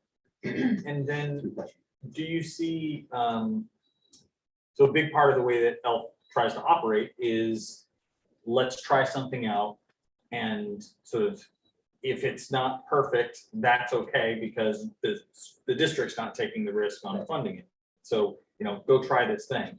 I think this is going to work. I think this is going to be highly successful, but what's the next thing that we fund that is an extension of this? Do you have ideas about, is there a translation of this into classrooms? Is there if we find that some of these sitting arrangements and uses of the space are really valuable to the kids' engagement and learning, how do we then go to the next step? Do we have any vision for that? So, classroom furniture has come a long way in the last several years, from standing desks to low seating. And so, and some of our furniture, we've been able to accommodate that with gloves and lifts and things like that can make, but there's a lot of other more innovative furniture out there for grouping. It's more flexible, that allows us to increase student comfort. It kind of colors the place up a little bit. There's a lot of new designs out there in educational furniture that we could kind of roll that into the classrooms, probably starting with some of our classrooms that have, again, see a lot of kids, whether it's music classes, where we see like a lot of the kids going to those classes, right? Or the health classrooms and things like that. And then we can trickle them into the academic classes as well. But yeah, and again, a lot of the furniture, if I had a picture of a classroom from 1987, I'm sure it would look very familiar to what we have. And the custodians and maintenance, we do a good job of when stuff is tired and it's rusty or it's in disrepair, we've been able to replace it all. So there's nothing in disrepair necessarily. It's not like the 21st century school that we could be. I have a question and a comment. I'll start with a comment. I was here in the 80s, so I also remember that picture of the cafeteria. It is very accurate. I'm also involved in redesigning our new headquartered office in New York, and we're looking into a lot of different collaboration type spaces and how that's really going to be more effective in bringing people together versus desks and benches and everything. So I'm excited to see that instead of tables, there's conversation areas and there's places where children are able to congregate and feel part of the community and or not feel left out because they might feel that they're all alone at a table. So I really, I'm pleased to see that design work, and I hope that creativity doesn't just start in the cafeteria, that it moves into other shared spaces in the school. I think it's critical in terms of getting out of the old way of working and getting into some new ways of communicating, and any technologies that can be built in, I think are really great to look at those types of options, as well as ergonomic options for standing, sitting, chairs and things like that. I think are really critical if we're going to be looking at these types of investments. I agree.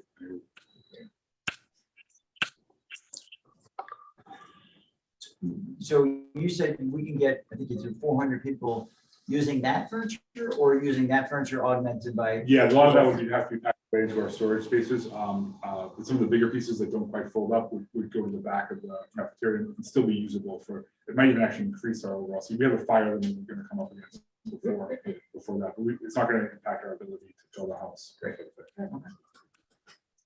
Any other thoughts, Jeff? Anything? Thumbs up? Good, all right. Up. We'll take.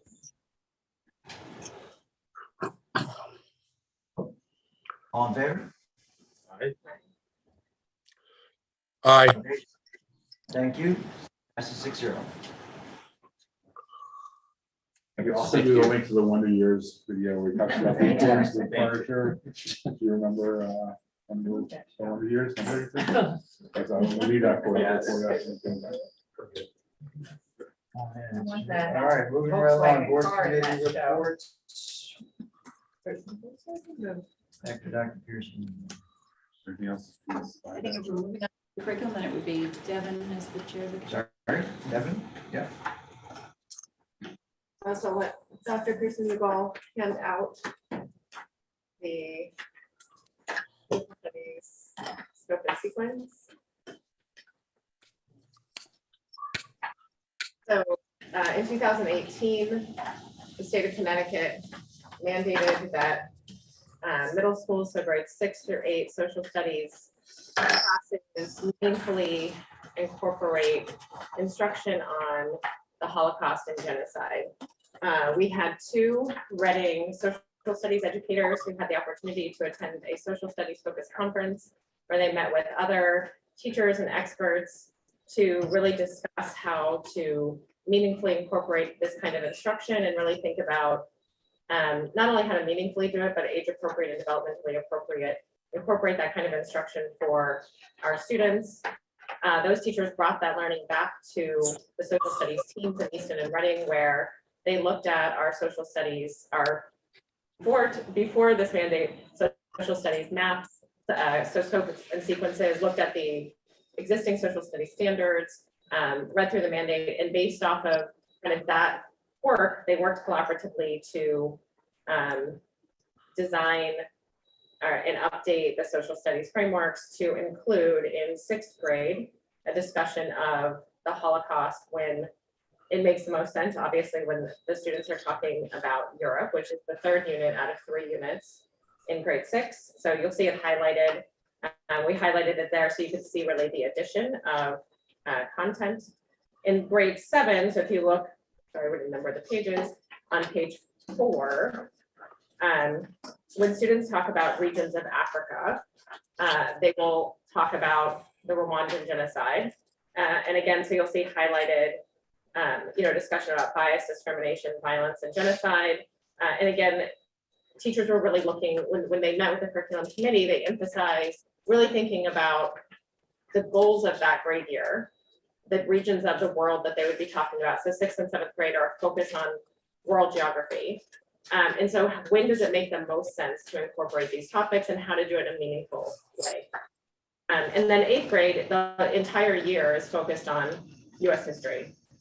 If you flip to page 6, you'll see during unit 2, westward expansion, the students actually will talk about the Trail of Tears and really think about, does this classify as a genocide? And so they'll use what they've learned in prior years and really that discussion to have that conversation.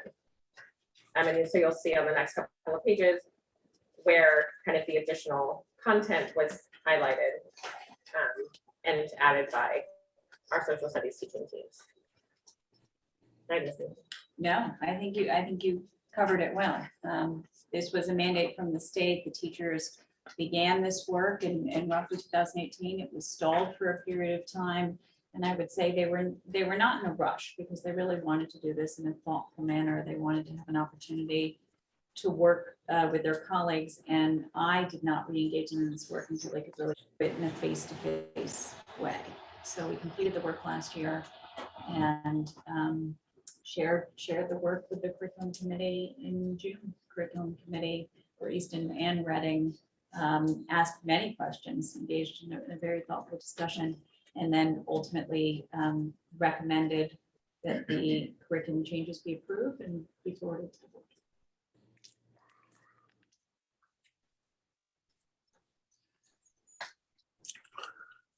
Comments, questions? Randy, I have one. Or Jeff? What I heard both Stephanie and Devin say was that the state mandated this. Now, I've not known the state to mandate much of anything as it comes to curriculum. I do know that they make strong suggestions and they provide guidance. And but I don't know that I've ever heard mandate before. Can you help me there, Stephanie, with that? I don't have the legislation in front of me, That's although Senate it is Bill hyperlinked to the number document. 452. I don't have my computer in front of Okay. me. Senate bill number.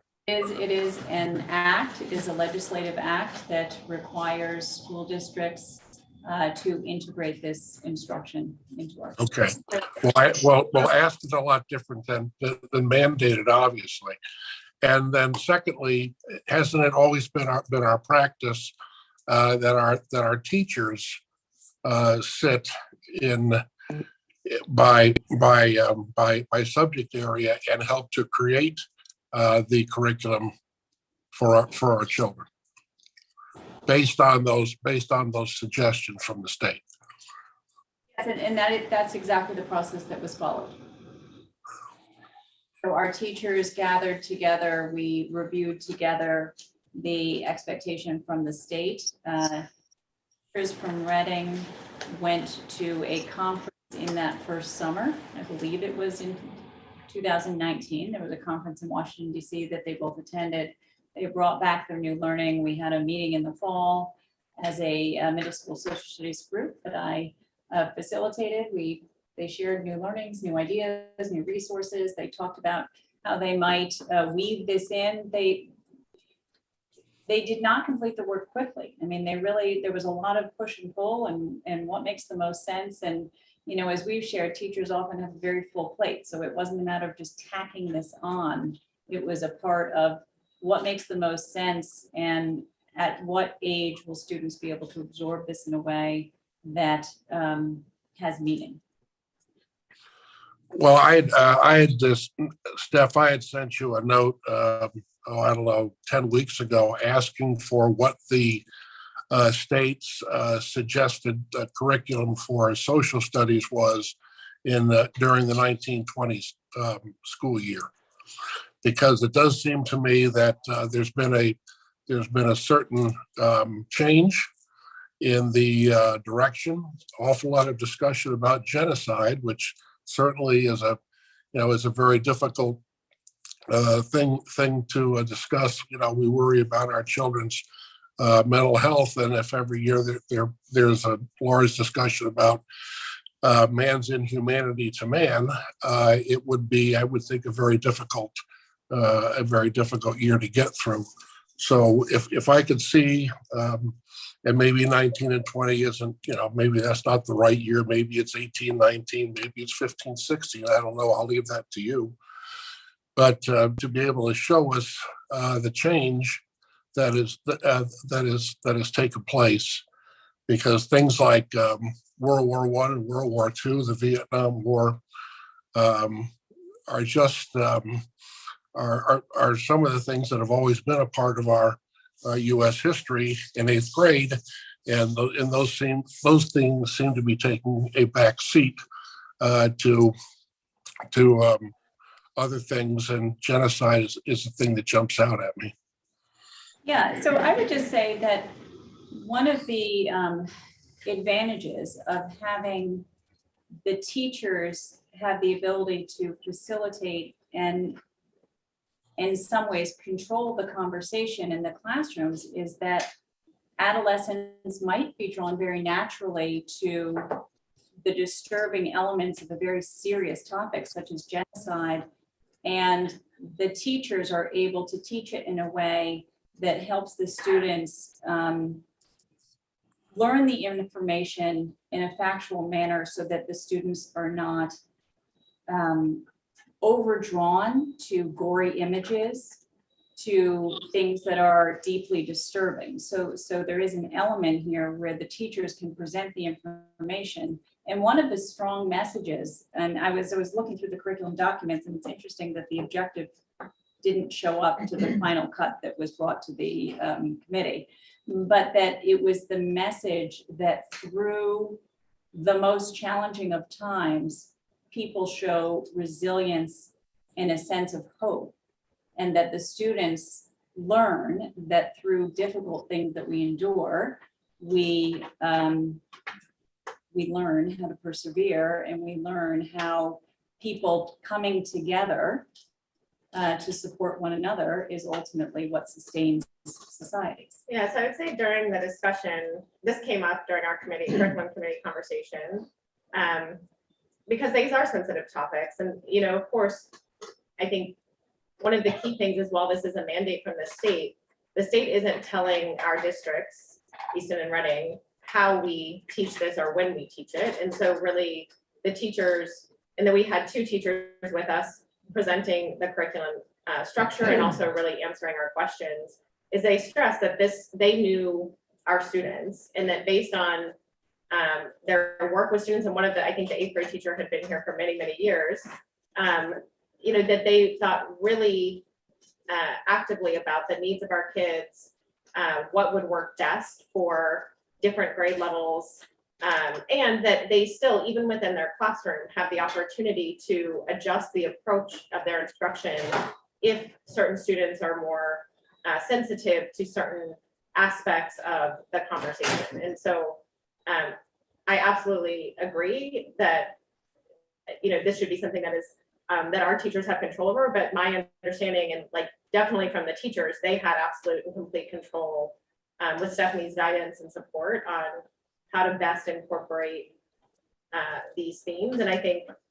that there was no change from 6th or 7th grade continuing to be world history. Those were world history prior to the mandate. 8th grade continues to be a focus on U.S. history. So those things have not changed. Well, Devin, again, once again, you're using the word mandate. And I have The to take mandate- exception to that. 24, it was passed on May 10th, 2018. I'm happy to share it with you. This is a mandate that was enacted by the Connecticut state government. I'd love to read it. Is the mandate's about the Holocaust? Holocaust and genocide. History and Holocaust and genocide education and awareness in accordance with provisions of section 2 of this act. So it's all in the act, if you want to. Oh, yes, and that was well discussed, and I think the entire community put their arms around that and said, yes, this is an important thing for us to be sure that we cover. And I don't think there's any mandate about genocide, whether it be the Trail of Tears or whether it be Rwanda. I think these are suggestions, and it's up to us to develop the curriculum that's going to be in the best interest of our children. So again, our teachers chose how to meaningfully, you're 100% correct. The state did not come in any way and say to our teachers that we had to teach, use the regions of Africa to teach the Rwandan genocide. Based on the teachers' work, our teachers, the Easton and Reading social studies teacher work, they came together, they looked at the 2015 social studies standards, which I linked to you guys when I sent out the information, and they looked at their current scope and sequence. And then they worked for like 1.5 years, 2 years together to really think about, and I mean, of course, the pandemic got in the way. So in fairness to them, they had some other things to worry about too. But then they really thought about when would it make the most sense for Easton and Reading students to learn about this. So the state mandate does not tell you when or how. It only mandates that during 6th, 7th, and 8th grade, there should be meaningful instruction about the topic of genocide and the Holocaust. So what you're seeing is not from the state. What you're seeing here is actually from Easton and Reading teachers who work to develop how they would incorporate the state mandate into their instruction for our kids. Now, is that 6 individuals? I know there's 3 in Easton. I don't know how many are in Reading. There are 6 social studies teachers across the 2 districts. Okay.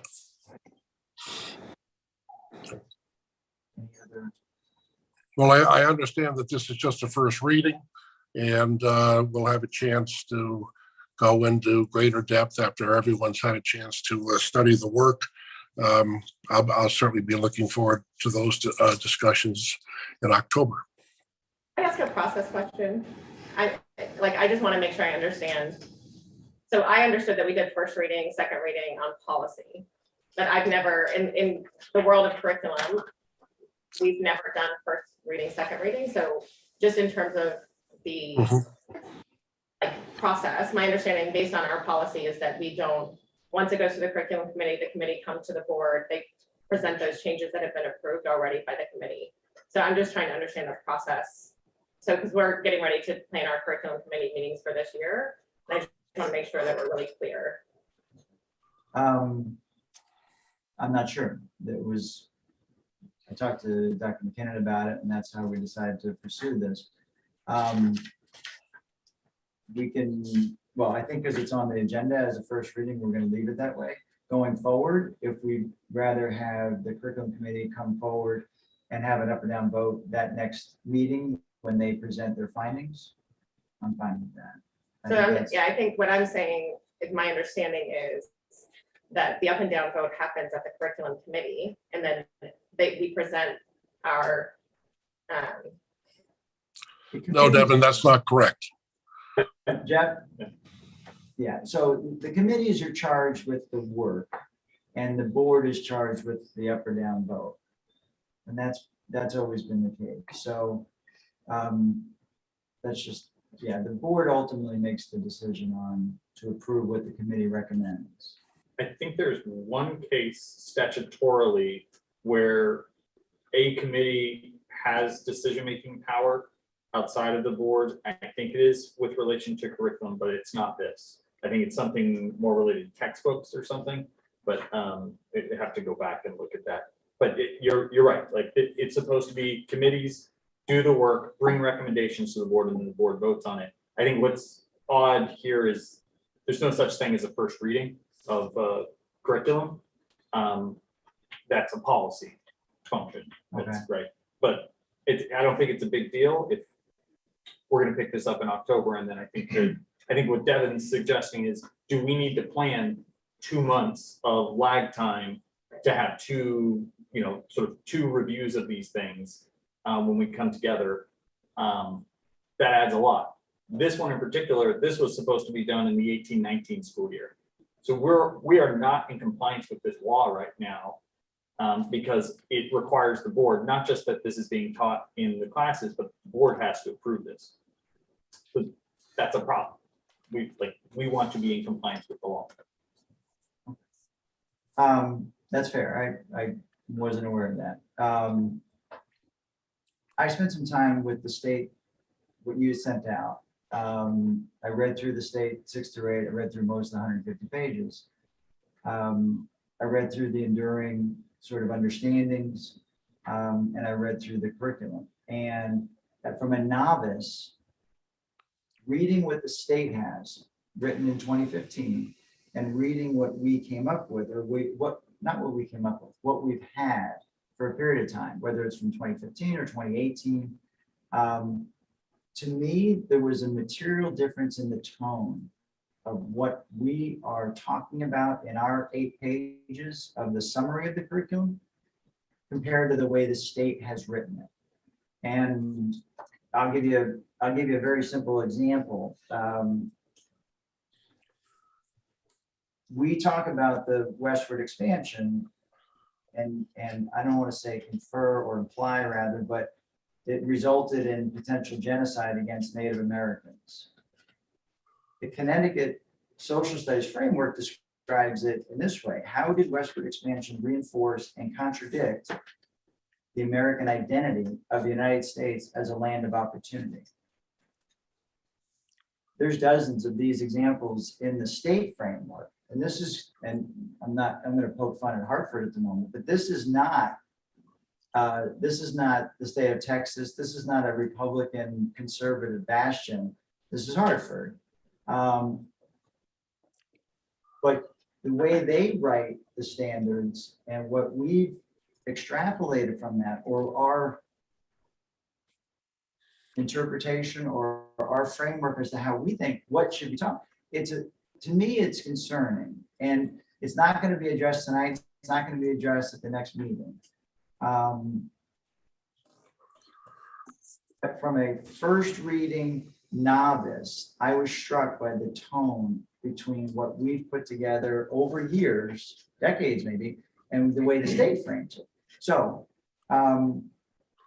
It is worth noting that the frameworks are from 2015, and this came out in 2018. So it was a conscious decision on the part of our teachers to choose that part of history so that the students, by the time they hit 8th grade, and they had 2 other units where the idea is discussed. The entire unit in 6th grade and 7th grade is not about genocide. It's a much bigger unit. Genocide is one part of it.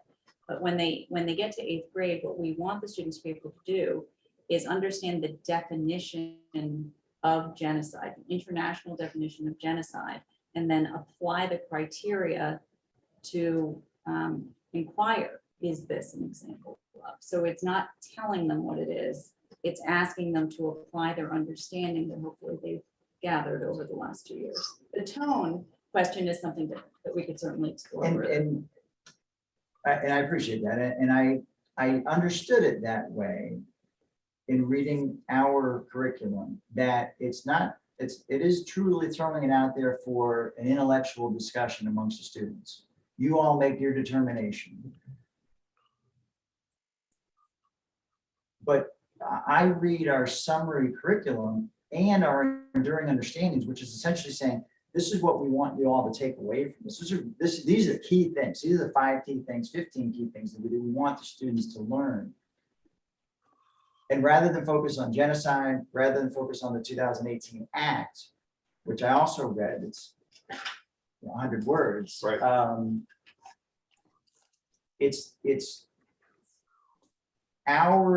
It's our social studies department, I'll call it, their emphasis on what they want the students to come away from, in my opinion, and that's all it is, I'm not an educator, is decidedly more negative than the state standards. And I just, So that sounds like So- something that I could talk about with the teachers, sort of the written curriculum versus possibly their intent. As I shared with you, there were a lot of things in our discussion, my notes from the discussion around the message of hope and people coming together that possibly didn't make it to the final cut. But I think some of the questions you're raising are not specific to the revisions that the curriculum committee was focused on in June. I'm sorry, I had to step out because I had a cough fit. I really don't want anyone to worry. I'm wearing a mask out of very much precautionary things. As a newbie here, and I had a good discussion today with Devin too about getting more involved in the curriculum committee. I too had some concerns about what I saw as what was in the Connecticut state standards in terms of questions for the classrooms, and then where we took some of the draft comments for what are enduring understandings. And it was not in relation specifically to just the topic or just the additional topic of genocide. But it did seem to me that some of the maybe more declarative statements were not leaving enough flexibility for the students to get to those conclusions on their own, that it really was being a little bit more declarative than I saw was in the Connecticut handbooks themselves. So I understand these are a draft. Yeah. I don't know if you're looking for our input on them. And then I don't even know who gets them. That's another question I have. Right, so this Someone will, who's just here, but yeah, I did see some departures and I wanted to flag that. so the format of any curriculum document, and this is something that actually the curriculum steering committee with input from board curriculum committees that have included board members and parents, we've talked about the information that should be put on the public facing document, because most people who read the public facing documents are not educators, right? Right, So right. the essential questions are those really big questions that don't have an immediate answer. Those are the big inquiry ideas we want our kids to grapple with. The enduring understandings are the more declarative ideas. Those things are not necessarily stated to students. An objective is something that would be stated to the students. The students will understand that's more the activity. At the end of the lesson, they will be able to state 3 causes for X. They will be able to provide, for instance, the international definition of genocide, if that were a relevant objective. The enduring understandings are more, it's the educator's language around what is the big takeaway that you want students to have. So the feedback that I'm hearing, both from Randy and from Alicia, is that there's some concern with a tone. That is something certainly that I could explore with the teachers. We can have a conversation about that. The public facing documents include exactly what you saw on this draft document. So they would So everything include but the links. the major units of study. They will have the links, but the links are not expanded within the public facing document. So if someone is that interested, they can click on the links, they can gather all that additional information, they can go to the 2015 framework, they can read the whole framework. That's a change that we made from the last version of our public facing curriculum, where if a parent pulled up a curriculum document, you would read through, the first thing you would see are all the standards. I mean, and essentially scrolling through pages of standards before you get to what most parents want to see, which are what are the topics that my student will be exposed to over the course of this year. And so we flipped it so that you see these are the units of study, these are the concepts, these are the objectives, these are the concepts, these are the skills, and then with the links below. There's nothing published right now on the website as far as our curriculum, right, on social studies. On social studies, no, because this is what we've been waiting for. It's the revision process to continue last year and then ultimately to go to the curriculum committee and be approved, and then it will be published. When we moved away from Atlas in June of 2020, obviously during a time when teachers were not gathering for curriculum work, the Atlas documents were archived. When they were archived, the formatting was compressed. It doesn't mean that we can't open those documents, we can, but it is a process and it's a little bit labor intensive. So it's not entirely easy to do here's the old one and we'll just post it, because it's just not easy to do, right? So that's really the reason why when we lost the link to the Atlas documents, we have them downloaded, but we were really hoping to move forward pretty quickly with getting the public facing documents in this new format up and running. Is this the curriculum for this calendar year? It should be. That was the intent. I mean, once it was approved at the curriculum committee in June and the Reading board really consented to it, so. So my understanding, again, is and I'm looking for the statute now, is like the Reading board took the curriculum committee's approval, because there's a statute that says if it's approved by the curriculum committee. I'm not trying to be a jerk. I also want to make sure our teachers can teach, and they've spent 2 years working on this, and they know way more. I mean, really, they just know a lot. They've spent their whole careers teaching kids social studies, and I want to be also very respectful of their time and effort and work. But my understanding is that by statute, the curriculum committee shall recommend, develop, review, and approve all curriculum for the local or regional school district. So once it's approved by the curriculum committee, which is why we have membership on the curriculum committee, so it's chapter 170 CGS 10220. That like that approval, then, you Say know, that again, Devin, what chapter? sorry. CGS 10 to 20.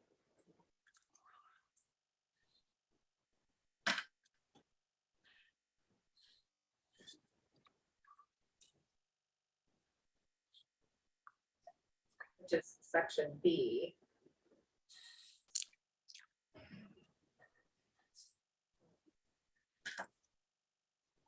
So we can table this and obviously have a conversation in October, once we look through the state mandate, or the policy so that we're, you know, in compliance with that.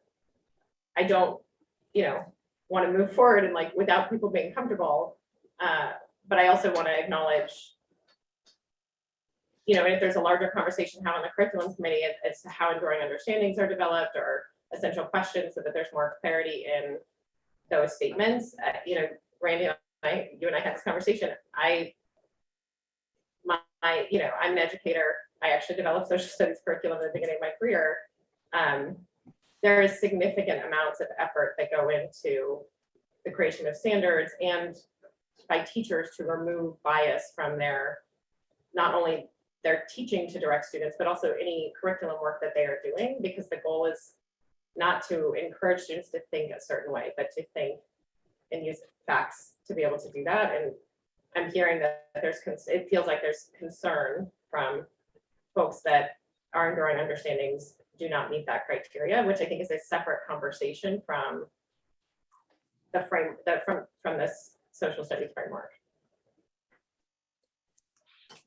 Okay, well, I appreciate the work that all the teachers do and the curriculum committee as well.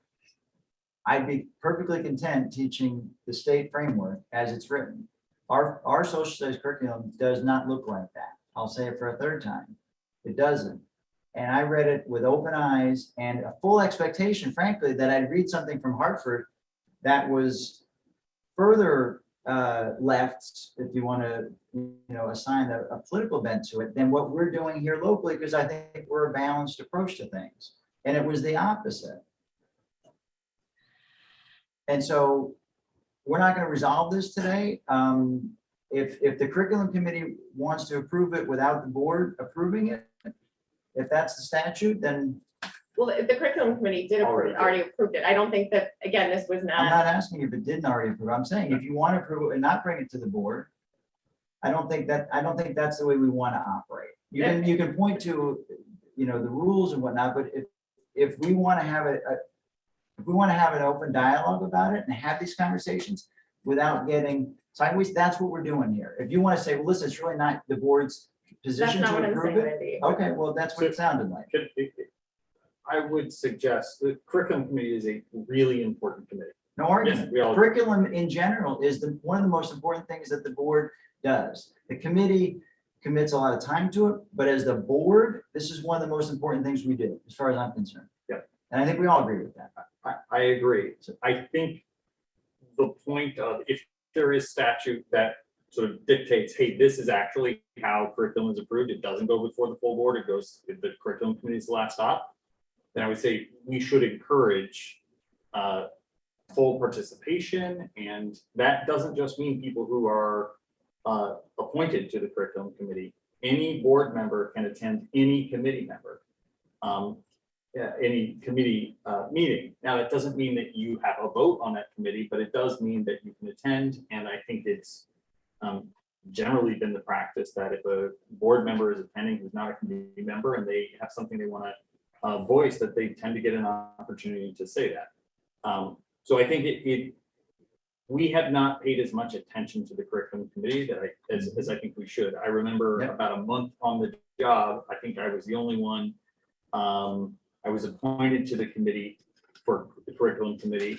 And I think Jenny was also on that committee, and she wasn't able to make the meeting. I attended and then came to the board to say, hey, by the way, this is what we talked about. And there was pandemonium. And I think Dr. Pearson, you all had to present again. And I think we had to have teachers come again and talk, and that's no good. That breaks some of the core principles that we talked about as our goals of not overtaxing our administrators, allowing our teachers to get to the work that they should be doing. So I would say that going forward, we need to be really serious about attending and participating in a fulsome way when it comes to the curriculum committee, whether or not we are, part of that committee. Totally agree. The point of, I think, my comments tonight, and anybody else's comments is, it's a new day and we're looking at all this stuff, and curriculum as board chair, that's really important to me. It wasn't, frankly, as much the last 7 or 8 years. And it's something that we all take seriously, and we all, you're right, we all should be participating, or at least reviewing what's going on, right? So. And I think that, like, if a part of the challenge we face right now is that the school year is a few weeks in now, and they want to know, are we good to teach the thing that we're supposed to be teaching? We're in the 5th school year from the time we were supposed to be doing something in this space. Are they good to proceed? There is a question legally as to, do they already have an approved curriculum because the curriculum committee approved it? If that's the case, fine. At our next curriculum meeting or at subsequent meetings of the board, do we want to take up questions about revisions to that curriculum over time? That's another question, but I think we have to get to the point where they have something that they're teaching and we don't go into year 6 of being out of compliance with this law. Can I make a comment on this? I think there's a Connecticut statute which talks broadly about curriculum approval through a curriculum committee that's set up by the district that involves stakeholders, right? I've worked in districts where there's also a board policy which provides further clarification on what the statute does. So a sample board policy would say the curriculum committee recommends curriculum, textbooks, and courses to the full board for consideration. And generally there's clarification as to whether the full board approves the curriculum, whether it's 1 reading or 2 reading, right? Sometimes it's 1, sometimes it's 2. In Easton and Reading, you don't have a curriculum policy. And so maybe that's where this conversation is going. The Reading board last week didn't approve these curriculum changes for 2 reasons. 1, it was a public act to include genocide and Holocaust instruction in our 6 through 8 curriculum. And 2, they didn't view it as a newer curriculum. They viewed it as changes to an existing curriculum. So you have to think about, does the board approve curriculum, textbooks, and courses? And do you also approve revisions? Now, we make tweaks and revisions all the time. And I think if you had to approve the minor changes, we'd kind of have a bottleneck. I'd like to define a process where we have a comprehensive plan over the next 5 years to revise all of our curriculum and to write new and from the ground up, right? We've talked about that. But tonight on the agenda, the agenda says curriculum changes, right? This isn't, but I don't know whether you've got concerns about the changes or whether you've got concerns about the entire 6 through 8 curriculum. Yes. And so think about a red light, green light, yellow light, right? I think when you start looking at tone and start looking at curriculum that you've been already using, that to me is a yellow light, right? I'm worried about that. I'm worried about where the public space is going to start looking at curriculum. And I just hope it's not political, right? Because I'm reading the news stories about the next battle in our classrooms is going to be over curriculum. Hopefully we can come together and really look at the standards and the curriculum content that our teachers will deliver in the classrooms that the board can support. So in summary, I think we need to come up with a policy to define this work moving forward, because it's really important. So you're not worried about this, you have a clear framework. And 2, you have to decide whether you need to approve changes and revisions versus new curriculum and full adoption. There's kind of a delineation there. Right. But you don't have a policy. I mean, listen, the original comment, I think, from Devin was the curriculum board approved these and we're bringing them to the board for their approval. I think that was the email that you had sent out, the gist of it. I think that was part of what set the tone for, this is a conversation about the changes. And this is the first time I think the board collectively saw the yellow. In other words, what was changed. This is the first time was tonight. Yeah, I sent it to you and Jeff because you asked me to send it. Mhm. I sent hello. Yes, I received that, Devin. Anyway, okay, so we're moving on.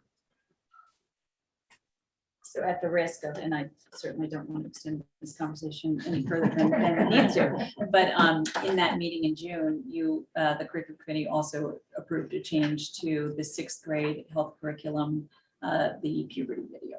Right. So the content remains the same. The actors in the video are simply a little more relatable because they are from this decade, this century, perhaps even.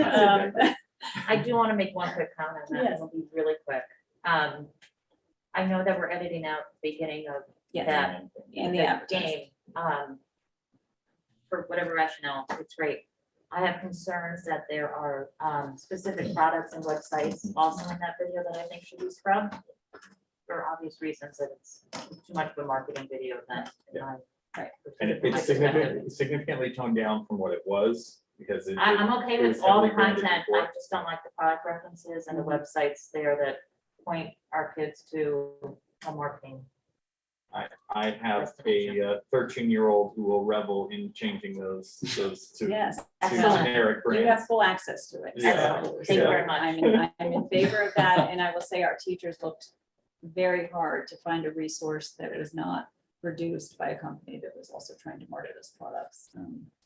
Acme, okay? So you're taking out all product references, all I company think- You references. can Yes, change it Acme so that brand. it's not a Yeah. brand that they. Spends a lot of time in After Effects, so he's gonna love this project. Sure. Moving on. Board member comments? So then is it my understanding that we'll make a decision as a board to accept the curriculum as is, or if the answer is that we don't, then we send it back to the curriculum committee for discussion and possible revision? Not on the agenda as a topic to vote on, and it's a special agenda, so we can't modify the agenda. So I would just say, Should if be you resolved. want to review things that are outside of what the curriculum committee discussed in June, then the first step would be to give me your questions. Some of them I've heard, and then I would bring them back to work with teachers. I would need a number of meetings with them to draft some ideas, and then I would bring it back to the curriculum committee. That's really the process that should be followed. And then in turn, the curriculum committee to the board. So the curriculum committee wouldn't have anything to discuss because we haven't had a chance to examine the questions that you raised. Did you get that, Jeff? So it goes back to Stephanie. Yeah, I got it.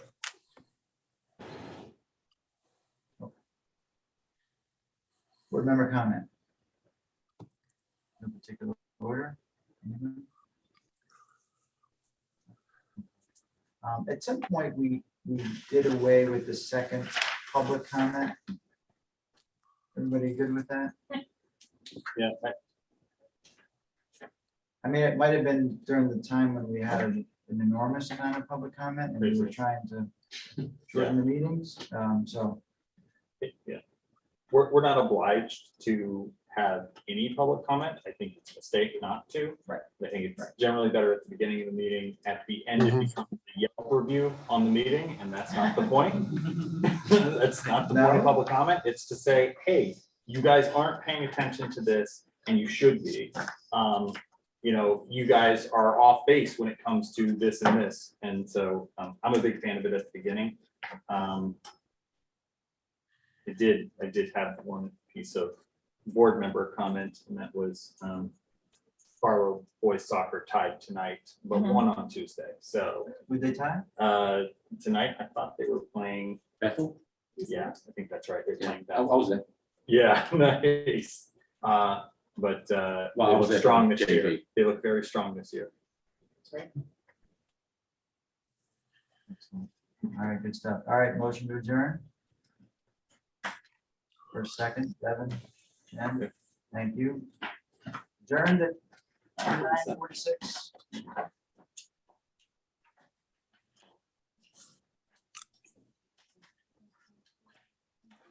If you hit ends there, it'll.